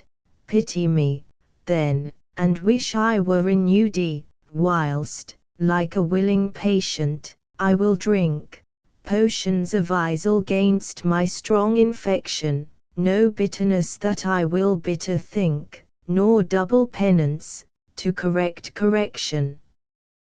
Pity me then, dear friend, and I assure ye, even that your pity is enough to cure me. Cxii your love and pity doth the impression fill, which vulgar scandal stamped upon my brow, for what care I who calls me well or ill, so you green my bad, my good allow. You are my all the world, and I must strive to know my shames and praises from your tongue, none else to me, nor I to none alive, that my steel descends or changes right or wrong. In so profound abysm I throw all care of others' voices, that my adder's sense to critic and to flatterer stopped are. Mark how with my neglect I do dispense. You are so strongly in my purpose bred, that all the world besides methinks are dead. Cxii since I left you, mine eye is in my mind, and that which governs me to go about doth part his function and is partly blind, seems seeing, but effectually is out, for it no form delivers to the heart of bird, of flower, or shape which it doth latch, of his quick objectseth the mind no part, nor his own vision holds what it doth catch, for if it see the ruddest or gentlest sight, the most sweet favour or deformed creature, the mountain or the sea, the day or night, the crow, or dove, it shapes them to your feature. Incapable of more, replete with you, my most true mind thus maketh mine untrue. Csiv or whether doth my mind, being crowned with you, drink up the monarch's plague, this flattery? Or whether shall I say, mine eye saith true, and that your love taught it this alchemy, to make of monsters and things indigest such cherubins as your sweet self resemble, creating every bad a perfect best, as fast as objects to his beams assemble. Oh! 'Tis the first, 'tis flattery in my seeing, and my great mind most kingly drinks it up, mine eye well knows what with his gust is greeing, and to his palate doth prepare the cup, if it be poisoned, 'tis the lesser sin that mine eye loves it and doth first begin. Cxv those lines that I before have writ do lie, even those that said I could not love you dearer, yet then my judgment knew no reason why my most full flame should afterwards burn clearer. But reckoning time, whose million accidents creep in twixt vows, and change decrees of kings, turn sacred beauty, blunt the sharpest intents, divert strong minds to the course of altering things, alas! Why fearing of time's tyranny, might I not then say, now I love you best when I was certain or in certainty, crowning the present, doubting of the rest. Love is a babe, then might I not say so, to give full growth to that which still doth grow. Cxv I let me not to the marriage of true minds admit impediments. Love is not love which alters when it alteration finds, or bends with the remover to remove, oh, no. It is an ever fixed mark, that looks on tempests and is never shaken, it is the star to every wandering bark, whose worth's unknown, although his height be taken. Love's not time's fool, the rosy lips and cheeks within his bending sickle's compass come, love alters not with his brief hours and weeks, but bears it out even to the edge of doom. If this be error and upon me profdy, I never writ, nor no man ever loved ye. Say ye accuse me thus, that I have scant all, wherein I should your great deserts repay, forgot upon your dearest love to call, whereto all bonds do tie me day by day, that I have frequent been with unknown minds, and given to time your own dear purchased right, that I have hoisted sail to all the winds which should transport me farthest from your sight. Book both my wilfulness and errors down, and on just proof surmise, accumulate, bring me within the level of your frown, but shoot not at me in your wakened hate, since my appeal says I did strive to prove the constancy and virtue of your love. Xate like as, to make our appetite more keen, with eager compounds we our palate urge, as, to prevent our maladies unseen, we sicken to shun sickness when we purge, even so, being full of your any cloying sweetness, to bitter sauces did I frame my feeding, and, sick of welfare, found a kind of meetness to be diseased ere that there was true needing. Thus policy in love, to anticipate the ills that were not, grew to faults as a and brought to medicine a healthful state which, rank of goodness, would by ill be curdy, but thence I learn and find the lesson true, drugs poison him that so fell sick of you. Xix what potions have I drunk of siren tears, distilled from limbecks foul as hell within, applying fears to hopes, and hopes to fears, still losing when I saw myself to win. What wretched errors hath my heart committed, whilst it hath thought itself so blessed never? How have mine eyes out of their spheres been fitted, in the distraction of this madding fever? O benefit of ill! Now I find true that better is, by evil still made better, and ruined love, when it is built anew, grows fairer than at first, more strong, far greater. So I return rebuke to my content, and gain by ill thrice more than I have spent. Cxx that you were once unkind befriends me now, and for that sorrow, which I then did feel, needs must I under my transgression bow, unless my nerves were brass or hammered steel.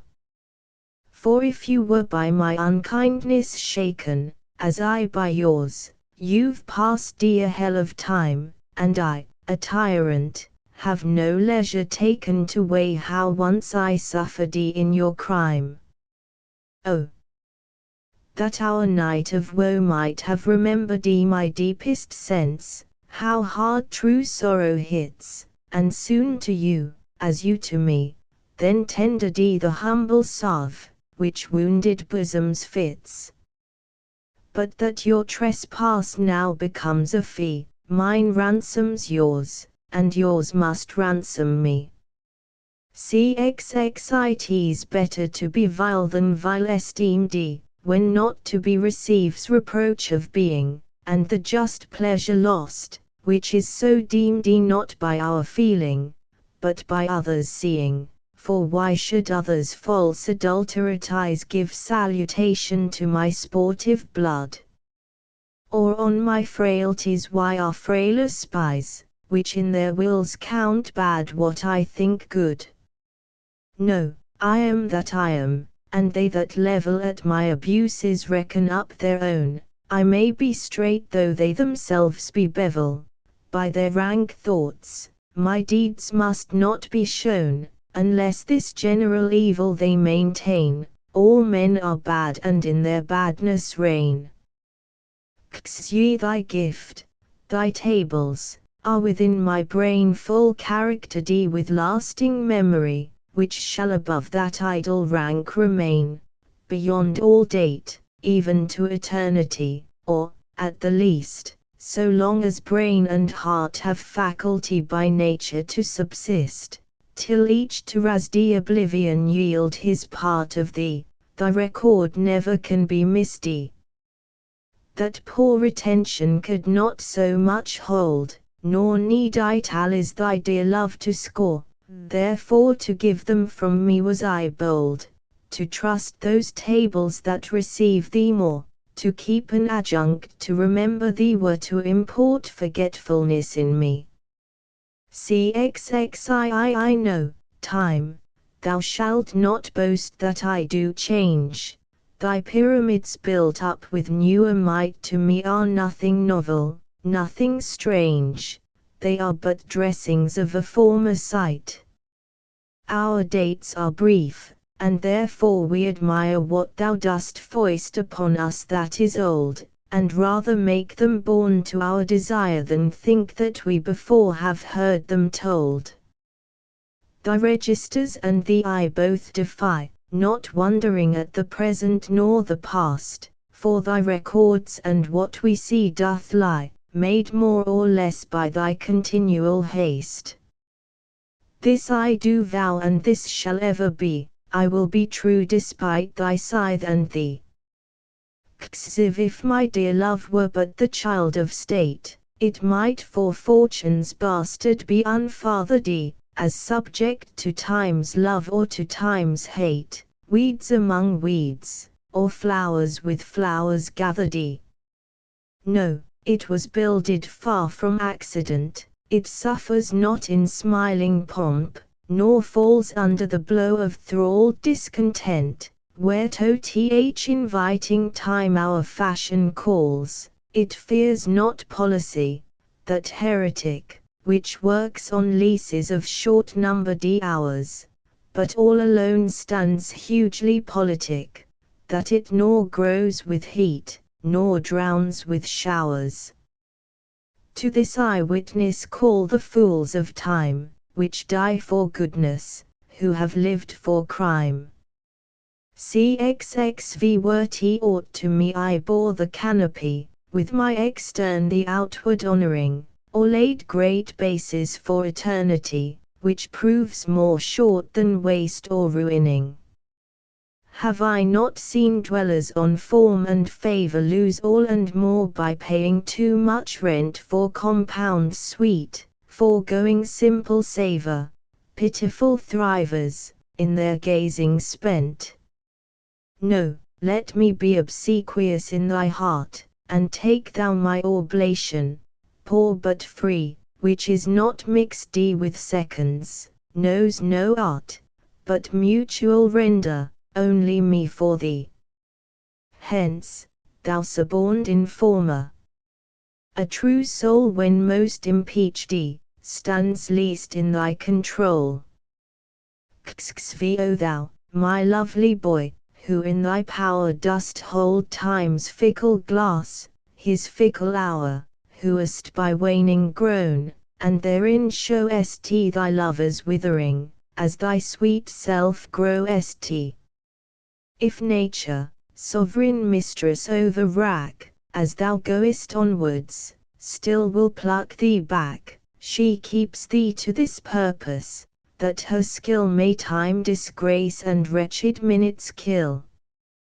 Yet fear her, O thou minion of her pleasure. She may detain, but not still keep, her treasure, her audit, though delayed, answered must be, and her quietus is to render thee. Say in the old age black was not counted fair, or if it were, it bore not beauty's name, but now is black beauty's successive heir, and beauty slandered with a bastard shame, for since each hand doth put on nature's power, fairing the foul with art's false borrowed face, sweet beauty hath no name, no holy bower, but is profaned, if not lives in disgrace. Therefore my mistress' eyes are raven black, her eyes so suited, and they mourners seem at such who, not born fair, no beauty lack, slandering creation with a false esteem, yet so they mourn becoming of their woe, that every tongue says beauty should look so. How oft when thou, my music playest upon that blessed wood whose motion sounds with thy sweet fingers when thou gently swayest the wiry concord that mine ear confounds, do I envy those jacks that nimble leap, to kiss the tender inward of thy hand, whilst my poor lips which should that harvest reap, at the wood's boldness by thee blushing stand. To be so tickled, they would change their state and situation with those dancing chips, o'er whom thy fingers walk with gentle gait, making dead wood more blessed than living lips. Since saucy jacks so happy are in this, give them thy fingers, me thy lips to kiss.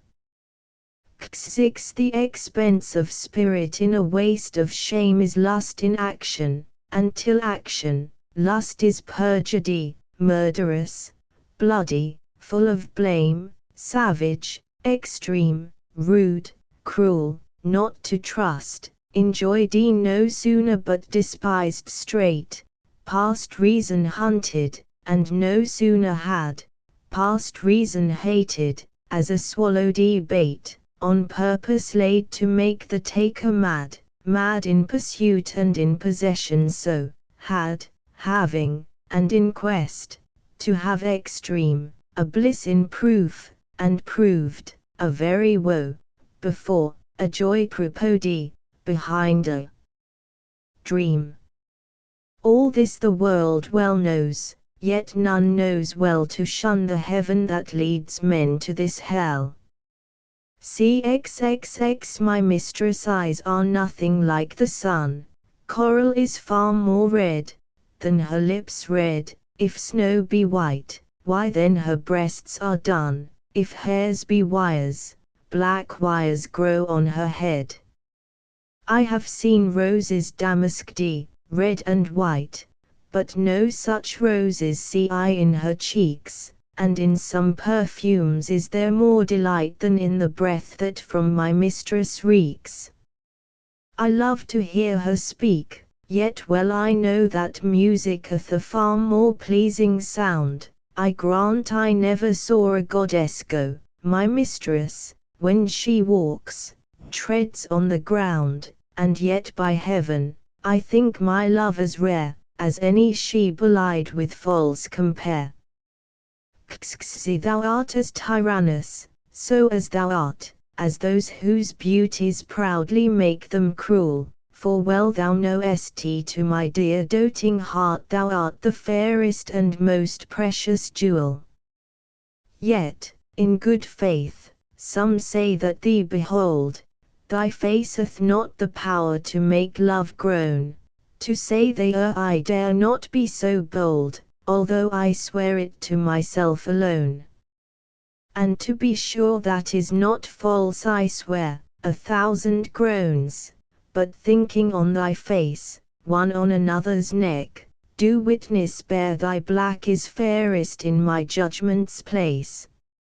In nothing art thou black save in thy deeds, and thence this slander, as I think, proceeds. See I thine eyes I love, and they, as pitying me, knowing thy heart torment me with disdain, have put on black and loving mourners be, looking with pretty ruth upon my pain. And truly not the morning sun of heaven better becomes the grey cheeks of the east, nor that full star that ushers in the even, doth half that glory to the sober west, as those two morning eyes become thy face, O. Let it then as well beseem thy heart to mourn for me, since morning doth thee grace, and suit thy pity like in every part. Then will I swear beauty herself is black, and all they foul that thy complexion lack. It beshrew that heart that makes my heart to groan for that deep wound it gives my friend and me. Is he not enough to torture me alone, but slave to slavery my sweetest friend must be. Me from myself thy cruel eye hath taken, and my next self thou harder engrossed of him, myself, and thee I am forsaken, a torment thrice threefold thus to be crossed prison my heart in thy steel bosom's ward, but then my friend's heart let my poor heart bail, whoe'er keeps me, let my heart be his God, thou canst not then use rigour in my jail, and yet thou wilt, for I, being pent in thee, perforce am thine, and all that is in me. If so, now I have confessed that he is thine, and I myself am mortgaged to thy will, myself I'll forfeit, so that other mine thou wilt restore to be my comfort still, but thou wilt not, nor he will not be free, for thou art covetous, and he is kind. He learned but sure to like to write for me, under that bond that him as fast doth bind. The statute of thy beauty thou wilt take, thou usurer, that puttest forth all to use, and sue a friend came debtor for my sake, so him I lose through my unkind abuse. Him have I lost, thou hast both him and me, he pays the whole, and yet am I not free. CXXXV whoever hath her wish, thou hast thy will and will to boot, and will in overplus, more than enough am I that vexed thee still, to thy sweet will making addition thus.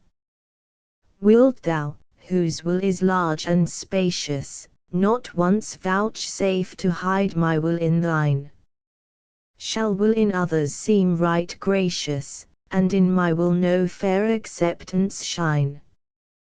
The sea, all water, yet receives rain still, and in abundance addeth to his store, so thou, being rich in will add to thy will one will of mine, to make thy large will more.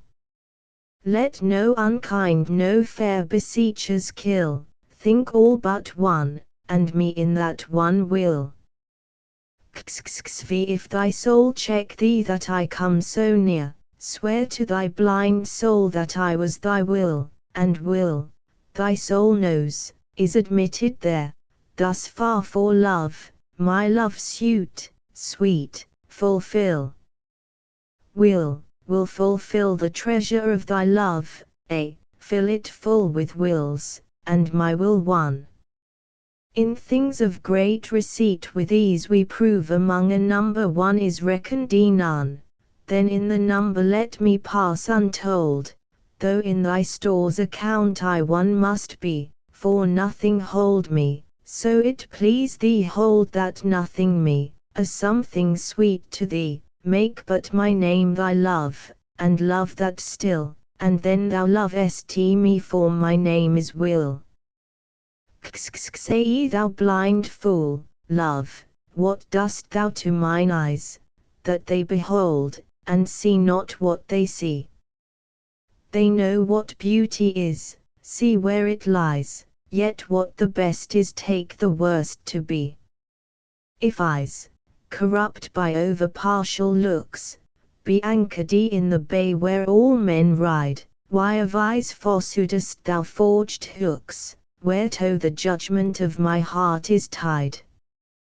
Why should my heart think that a several plot, which my heart knows the wide world's commonplace? Or mine eyes, seeing this, say this is not, to put fair truth upon so foul a face. In things right true my heart and eyes have erred, and to this false plague are they now transferred. Sate when my love swears that she is made of truth, I do believe her though I know she lies, that she might think me some untutored youth, unlearned in the world's false subtleties. Thus vainly thinking that she thinks me young, although she knows my days are past the best, simply I credit her false-speaking tongue. On both sides thus is simple truth suppressed, but wherefore says she not she is unjust? And wherefore say not I that I am old? Oh! Love's best habit is in seeming trust, and age in love, loves not to have years told, therefore I lie with her, and she with me, and in our faults by lies we flattered be. Call not me to justify the wrong that thy unkindness lays upon my heart, wound me not with thine eye, but with thy tongue, use power with power, and slay me not by art, tell me thou lovest elsewhere, but in my sight, dear heart, forbear to glance thine eye aside, what needest thou wound with cunning? When thy might is more than my oppressed defense can bide. Let me excuse thee, my love well knows her pretty looks have been mine enemies, and therefore from my face she turns my foes, that they elsewhere might dart their injuries, yet do not so, but since I am near slain, kill me outright with looks, and rid my pain. Be wise as thou art cruel, do not press my tongue-tied patience with too much disdain, lest sorrow lend me words, and words express the manner of my pity-wanting pain. If I might teach thee wit, better it were, though not to love, yet love to tell me so, as testy sick men, when their deaths be near, no news but health from their physicians know. For, if I should despair, I should grow mad, and in my madness might speak ill of thee, now this ill-resting world is grown so bad, mad slanderers by mad ears believed be. That I may not be so, nor thou belied, bear thine eyes straight, though thy proud heart go wide. In faith I do not love thee with mine eyes, for they in thee 1,000 errors note, but tease my heart that loves what they despise, who, in despite of view, is pleased to dote.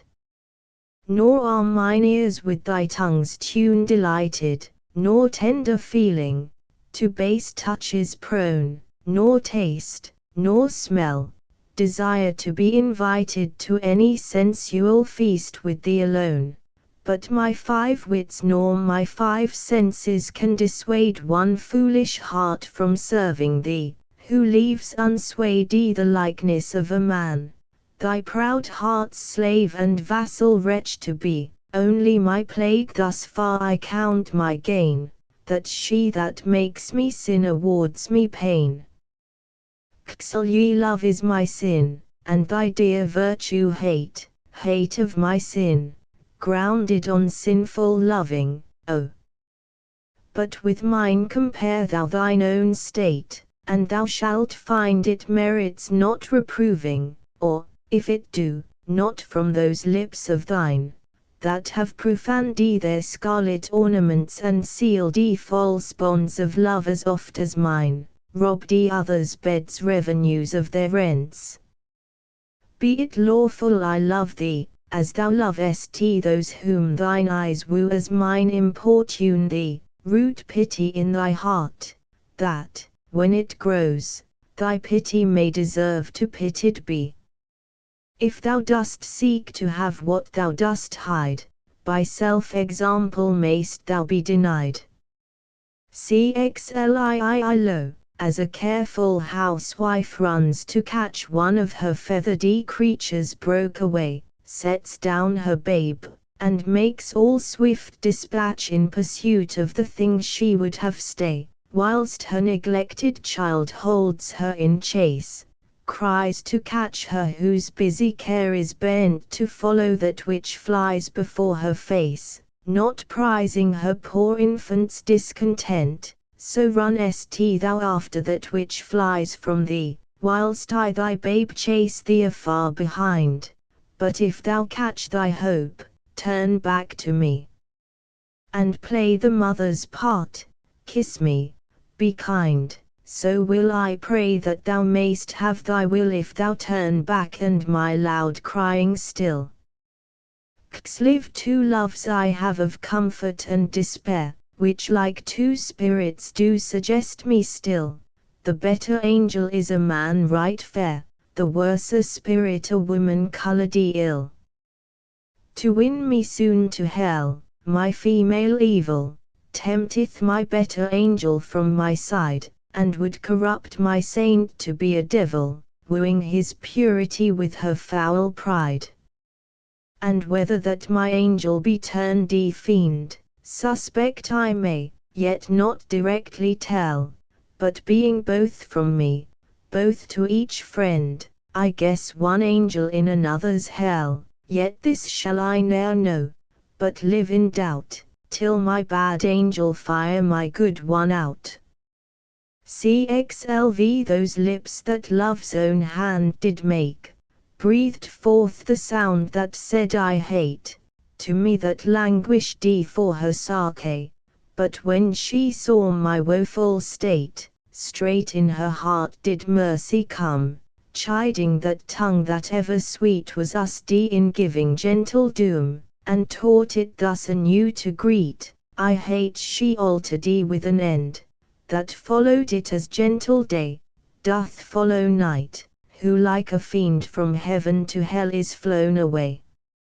I hate, from hate away she threw, and saved my life, saying not you. Xlv poor soul, the centre of my sinful earth these rebel powers array, why dost thou pine within and suffer dearth, painting thy outward walls so costly gay? Why so large cost, having so short a lease, dost thou upon thy fading mansion spend? Shall worms, inheritors of this excess, eat up thy charge? Is this thy body's end? Then soul, live thou upon thy servant's loss, and let that pine to aggravate thy store, by terms divine in selling hours of dross, within be fade, without be rich no more, so shall thou feed on death, that feeds on men, and death once dead, there's no more dying then. Slay my love is as a fever longing still, for that which longer nurseth the disease, feeding on that which doth preserve the ill, the uncertain sickly appetite to please. My reason, the physician to my love, angry that his prescriptions are not kept, hath left me, and I desperate now approve desire is death, which physic did accept. Past cure I am, now reason is past care, and frantic mad with evermore unrest, my thoughts and my discourse as madmen's are, at random from the truth vainly expressed. For I have sworn thee fair, and thought thee bright, who art as black as hell, as dark as night. Slate o me! What eyes hath love put in my head, which have no correspondence with true sight? Or, if they have, where is my judgment fled, that censures falsely what they see aright? If that be fair whereon my false eyes dote, what means the world to say it is not so? If it be not, then love doth well denote love's eye is not so true as all men's. No, how can it? Oh! How can love's eye be true, that is so vexed with watching and with tears? No marvel then, though I mistake my view, the sun itself sees not, till heaven clears. O cunning love! With tears thou keepest me blind, lest eyes well seeing thy foul faults should find. Xlix canst thou, O cruel! Say I love thee not, when I against myself with thee partake? Do I not think on thee, when I forgot am of myself, all tyrant, for thy sake? Who hateth thee that I do call my friend, on whom frownest thou that I do fawn upon? Nay, if thou lowerest on me, do I not spend revenge upon myself with present moan? What merit do I in myself respect, that is so proud thy service to despise, when all my best doth worship thy defect, commanded by the motion of thine eyes? But, love, hate on, for now I know thy mind, those that can see thou lovest, and I am blind. CLO.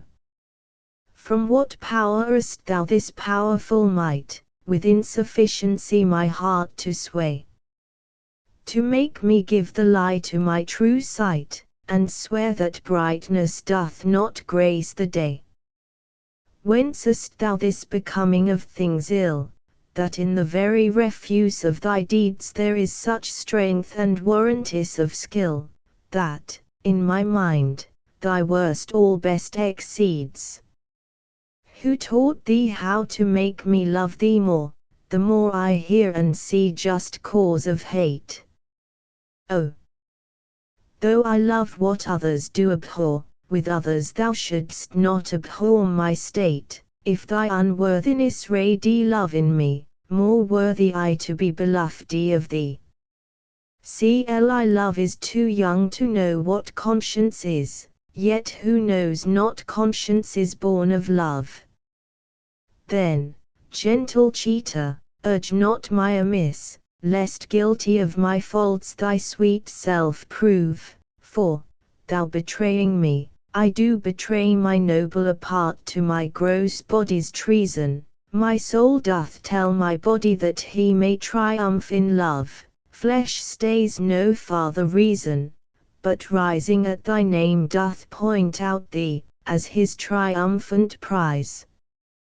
Proud of this pride, he is contented thy poor drudge to be, to stand in thy affairs, fall by thy side. No want of conscience hold it that I call her love, for whose dear love I rise and fall. CLI in loving thee thou knowest I am forsworn, but thou art twice forsworn, to me love swearing, in act thy bed vow broke, and new faith torn, in vowing new hate after new love bearing.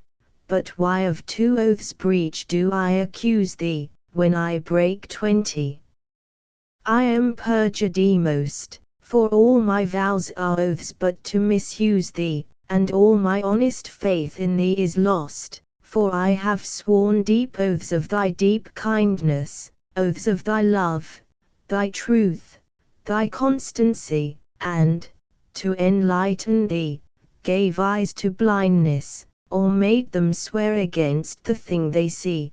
For I have sworn thee fair, more perjured I, but I my mistress so foul a lie.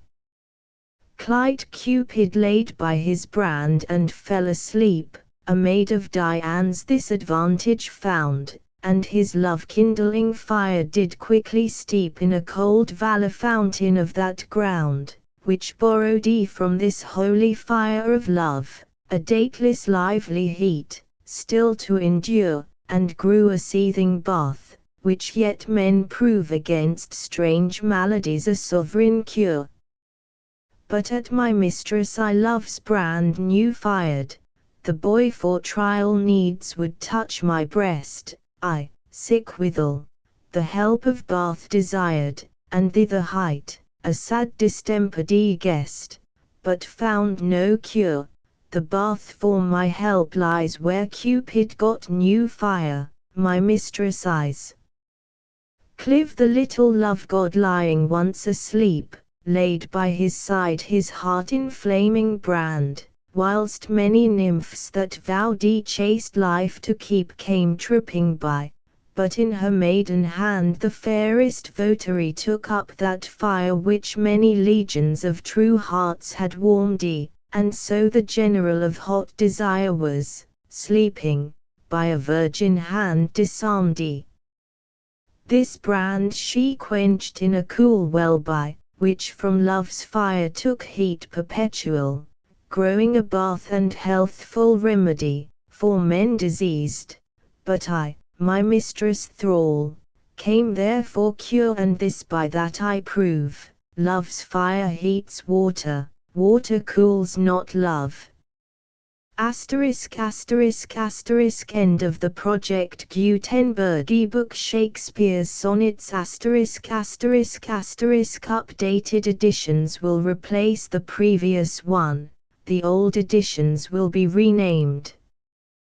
Creating the works from print editions not protected by U.S. copyright law means that no one owns a United States copyright in these works, so the Foundation, and you, can copy and distribute it in the United States without permission and without paying copyright royalties. Special rules, set forth in the general terms of use part of this license, apply to copying and distributing Project Gutenberg trademark symbol electronic works to protect the Project Gutenberg trademark symbol concept and trademark.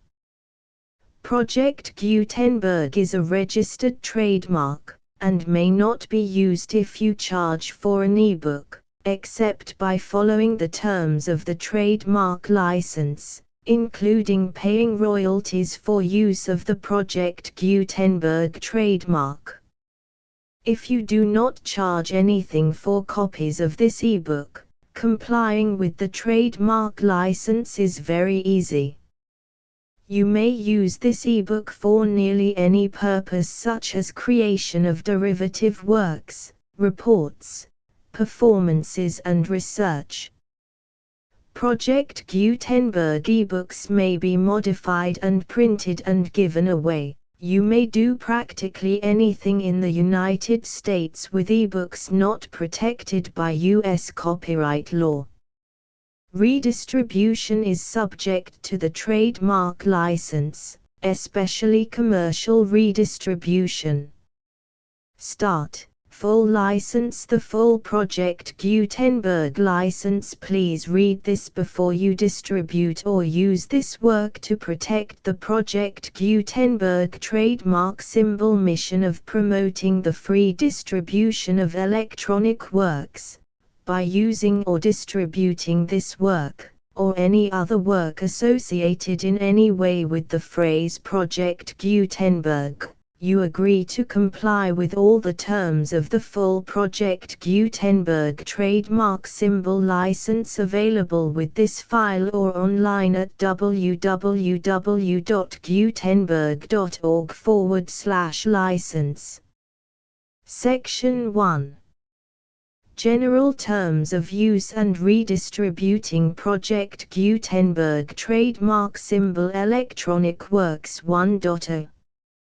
By reading or using any part of this Project Gutenberg trademark symbol electronic work, you indicate that you have read, understand, agree to and accept all the terms of this license and intellectual property, trademark/copyright, agreement. If you do not agree to abide by all the terms of this agreement, you must cease using and return or destroy all copies of Project Gutenberg trademark symbol electronic works in your possession. If you paid a fee for obtaining a copy of or access to a Project Gutenberg trademark symbol electronic work and you do not agree to be bound by the terms of this agreement, you may obtain a refund from the person or entity to whom you paid the fee as set forth in paragraph 1.e.8. 1.b Project Gutenberg is a registered trademark. It may only be used on or associated in any way with an electronic work by people who agree to be bound by the terms of this agreement. There are a few things that you can do with most Project Gutenberg trademark symbol electronic works even without complying with the full terms of this agreement. See paragraph 1.c below. There are a lot of things you can do with Project Gutenberg trademark symbol electronic works if you follow the terms of this agreement and help preserve free future access to Project Gutenberg trademark symbol electronic works. See paragraph 1.e below. 1.c. The Project Gutenberg Literary Archive Foundation, the Foundation or PGLAF, owns a compilation copyright in the collection of Project Gutenberg trademark symbol electronic works. Nearly all the individual works in the collection are in the public domain in the United States. If an individual work is unprotected by copyright law in the United States and you are located in the United States, we do not claim a right to prevent you from copying, distributing, performing, displaying or creating derivative works based on the work as long as all references to Project Gutenberg are removed. Of course, we hope that you will support the Project Gutenberg trademark symbol mission of promoting free access to electronic works by freely sharing Project Gutenberg trademark symbol works in compliance with the terms of this agreement for keeping the Project Gutenberg trademark symbol name associated with the work. You can easily comply with the terms of this agreement by keeping this work in the same format with its attached full Project Gutenberg trademark symbol license when you share it without charge with others. 1.d. The copyright laws of the place where you are located also govern what you can do with this work. Copyright laws in most countries are in a constant state of change.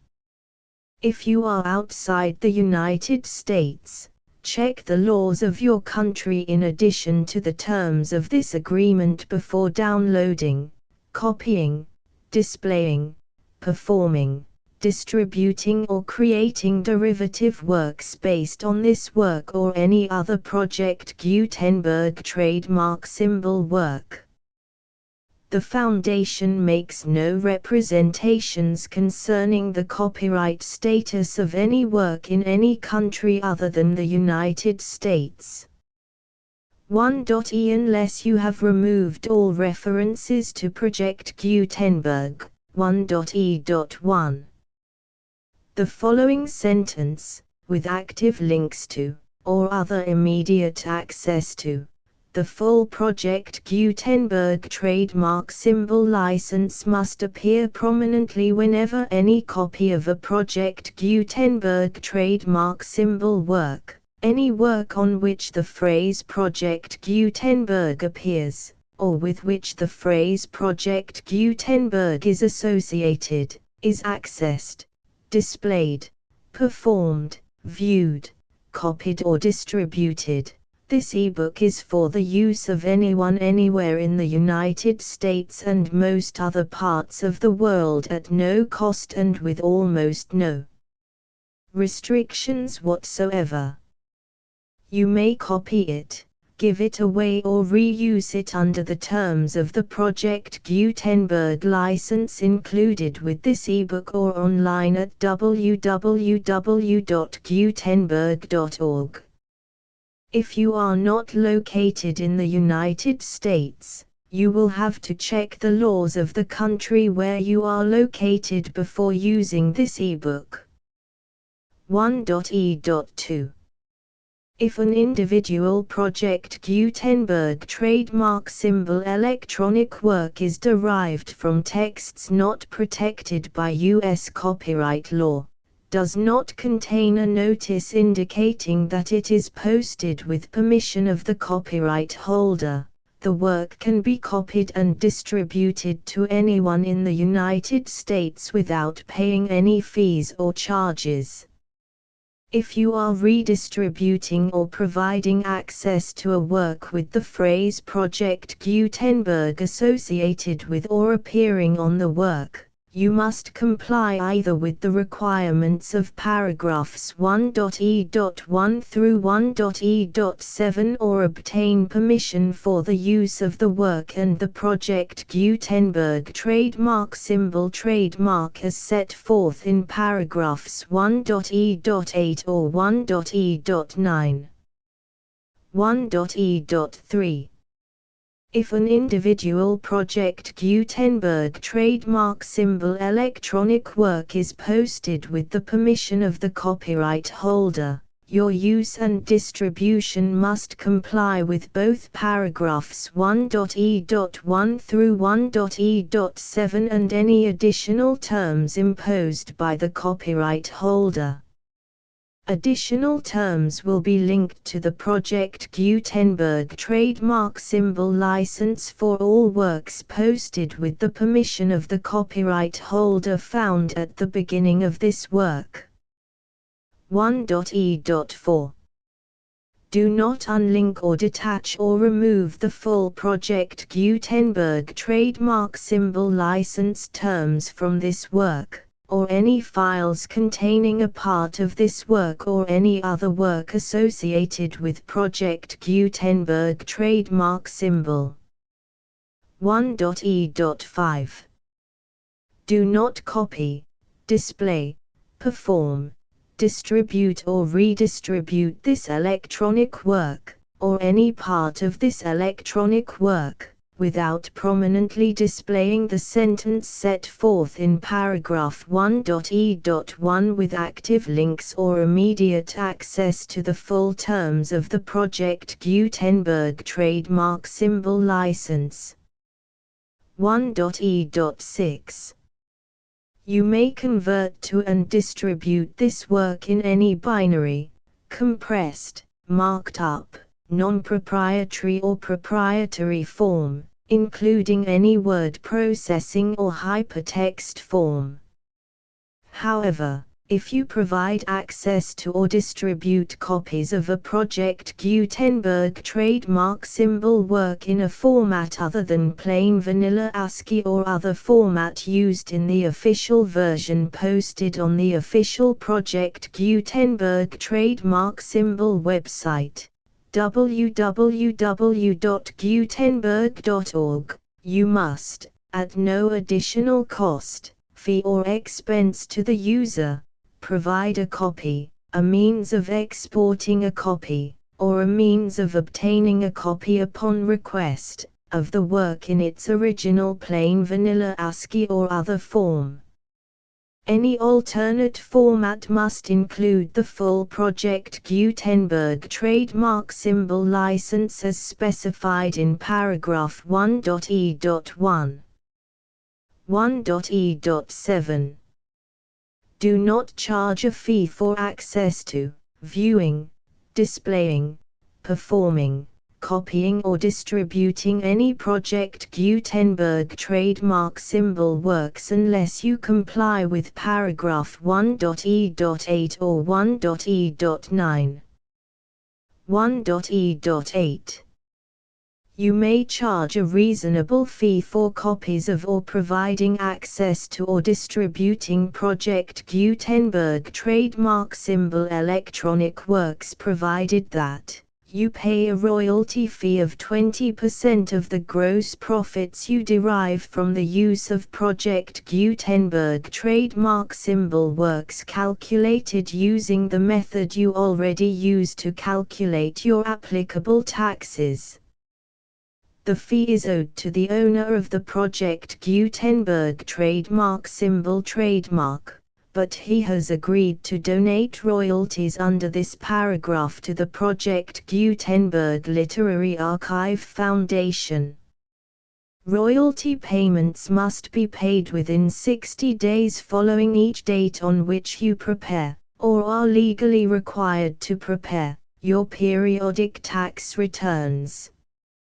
Royalty payments should be clearly marked as such and sent to the Project Gutenberg Literary Archive Foundation at the address specified in Section 4, Information about donations to the Project Gutenberg Literary Archive Foundation. You provide a full refund of any money paid by a user who notifies you in writing, or by email, within 30 days of receipt that he does not agree to the terms of the full Project Gutenberg trademark symbol license. You must require such a user to return or destroy all copies of the works possessed in a physical medium and discontinue all use of and all access to other copies of Project Gutenberg trademark symbol works. You provide, in accordance with paragraph 1.f.3, a full refund of any money paid for a work or a replacement copy, if a defect in the electronic work is discovered and reported to you within 90 days of receipt of the work. You comply with all other terms of this agreement for free distribution of Project Gutenberg trademark symbol works. 1.e.9. If you wish to charge a fee or distribute a Project Gutenberg trademark symbol electronic work or group of works on different terms than are set forth in this agreement, you must obtain permission in writing from the Project Gutenberg Literary Archive Foundation, the manager of the Project Gutenberg trademark symbol trademark. Contact the Foundation as set forth in Section 3 below. 1.f1.f.1. Project Gutenberg volunteers and employees expend considerable effort to identify, do copyright research on, transcribe and proofread works not protected by U.S. copyright law in creating the Project Gutenberg trademark symbol collection. Despite these efforts, Project Gutenberg trademark symbol electronic works, and the medium on which they may be stored, may contain defects such as, but not limited to, incomplete, inaccurate or corrupt data, transcription errors, a copyright or other intellectual property infringement, a defective or damaged disk or other medium, a computer virus, or computer codes that damage or cannot be read by your equipment. 1.f.2. Limited warranty, disclaimer of damages. except for the right of replacement or refund described in paragraph 1.f.3, the Project Gutenberg Literary Archive Foundation, the owner of the Project Gutenberg trademark symbol trademark, and any other party distributing a Project Gutenberg trademark symbol electronic work under this agreement, disclaim all liability to you for damages, costs and expenses, including legal fees. You agree that you have no remedies for negligence, strict liability, breach of warranty or breach of contract except those provided in paragraph 1.f.3. You agree that the Foundation, the trademark owner, and any distributor under this agreement will not be liable to you for actual, direct, indirect, consequential, punitive or incidental damages even if you give notice of the possibility of such damage. 1.f.3. Limited right of replacement or refund. If you discover a defect in this electronic work within 90 days of receiving it, you can receive a refund of the money, if any, you paid for it by sending a written explanation to the person you received the work from. If you received the work on a physical medium, you must return the medium with your written explanation. The person or entity that provided you with the defective work may elect to provide a replacement copy in lieu of a refund. If you received the work electronically, the person or entity providing it to you may choose to give you a second opportunity to receive the work electronically in lieu of a refund. If the second copy is also defective, you may demand a refund in writing without further opportunities to fix the problem. 1.f.4. Except for the limited right of replacement or refund set forth in paragraph 1.f.3, this work is provided to you as is, with no other warranties of any kind, express or implied, including but not limited to warranties of merchantability or fitness for any purpose. 1.f.5. Some states do not allow disclaimers of certain implied warranties or the exclusion or limitation of certain types of damages. If any disclaimer or limitation set forth in this agreement violates the law of the state applicable to this agreement, the agreement shall be interpreted to make the maximum disclaimer or limitation permitted by the applicable state law. The invalidity or unenforceability of any provision of this agreement shall not void the remaining provisions. 1.f.6.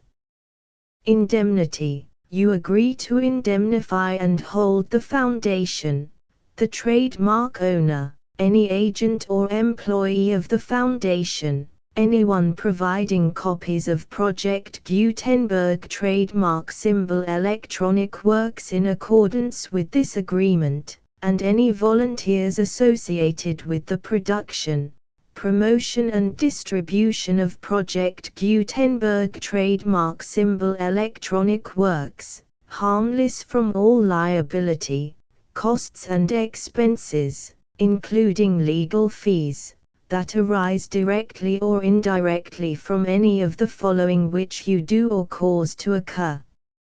A. Distribution of this or any Project Gutenberg trademark symbol work. B. Alteration, modification, or additions or deletions to any Project Gutenberg trademark symbol work, and C. Any defect you cause. Section 2. Information about the mission of Project Gutenberg trademark symbol. Project Gutenberg trademark symbol is synonymous with the free distribution of electronic works in formats readable by the widest variety of computers, including obsolete, old, middle-aged and new computers. It exists because of the efforts of hundreds of volunteers and donations from people in all walks of life. Volunteers and financial support to provide volunteers with the assistance they need are critical to reaching Project Gutenberg trademark symbol's goals and ensuring that the Project Gutenberg trademark symbol collection will remain freely available for generations to come. In 2001, the Project Gutenberg Literary Archive Foundation was created to provide a secure and permanent future for Project Gutenberg trademark symbol and future generations. To learn more about the Project Gutenberg Literary Archive Foundation and how your efforts and donations can help, see sections 3 and 4 and the Foundation information page at www.gutenberg.org. Section 3. Information about the Project Gutenberg Literary Archive Foundation. The Project Gutenberg Literary Archive Foundation is a non-profit 501(c)(3) educational corporation organized under the laws of the state of Mississippi and granted tax-exempt status by the Internal Revenue Service. The Foundation's IN or Federal Tax Identification Number is 64-6221541. Contributions to the Project Gutenberg Literary Archive Foundation are tax-deductible to the full extent permitted by U.S. federal laws and your state's laws. The Foundation's business office is located at 809 North 1500 West, Salt Lake City, UT 84116. 801-596-1887. Email contact links and up-to-date contact information can be found at the Foundation's website and official page at www.gutenberg.org/contact section 4. Information about donations to the Project Gutenberg Literary Archive Foundation. Project Gutenberg trademark symbol depends upon and cannot survive without widespread public support and donations to carry out its mission of increasing the number of public domain and licensed works that can be freely distributed in machine-readable form accessible by the widest array of equipment, including outdated equipment. Many small donations, $1 to $5,000, are particularly important to maintaining tax-exempt status with the IRS. The Foundation is committed to complying with the laws regulating charities and charitable donations in all 50 states of the United States. Compliance requirements are not uniform and it takes a considerable effort, much paperwork and many fees to meet and keep up with these requirements. We do not solicit donations in locations where we have not received written confirmation of compliance. To send donations or determine the status of compliance for any particular state, visit www.gutenberg.org/donate. While we cannot and do not solicit contributions from states where we have not met the solicitation requirements, We know of no prohibition against accepting unsolicited donations from donors in such states who approach us with offers to donate.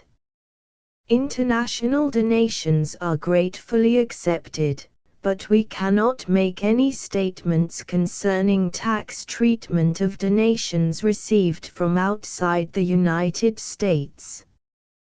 U.S. laws alone swamp our small staff. Please check the Project Gutenberg web pages for current donation methods and addresses. Donations are accepted in a number of other ways, including checks, online payments and credit card donations. To donate, please visit www.gutenberg.org/donate. Section 5. General information about Project Gutenberg Trademark Symbol Electronic Works. Professor Michael S. Hart was the originator of the Project Gutenberg trademark symbol concept of a library of electronic works that could be freely shared with anyone. For 40 years, he produced and distributed Project Gutenberg trademark symbol ebooks with only a loose network of volunteer support. Project Gutenberg trademark symbol ebooks are often created from several printed editions, all of which are confirmed as not protected by copyright in the US unless a copyright notice is included. Thus, we do not necessarily keep ebooks in compliance with any particular paper edition. Most people start at our website, which has the main PG search facility, www.gutenberg.org. This website includes information about Project Gutenberg trademark symbol, including how to make donations to the Project Gutenberg Literary Archive Foundation, how to help produce our new ebooks, and how to subscribe to our email newsletter to hear about new ebooks.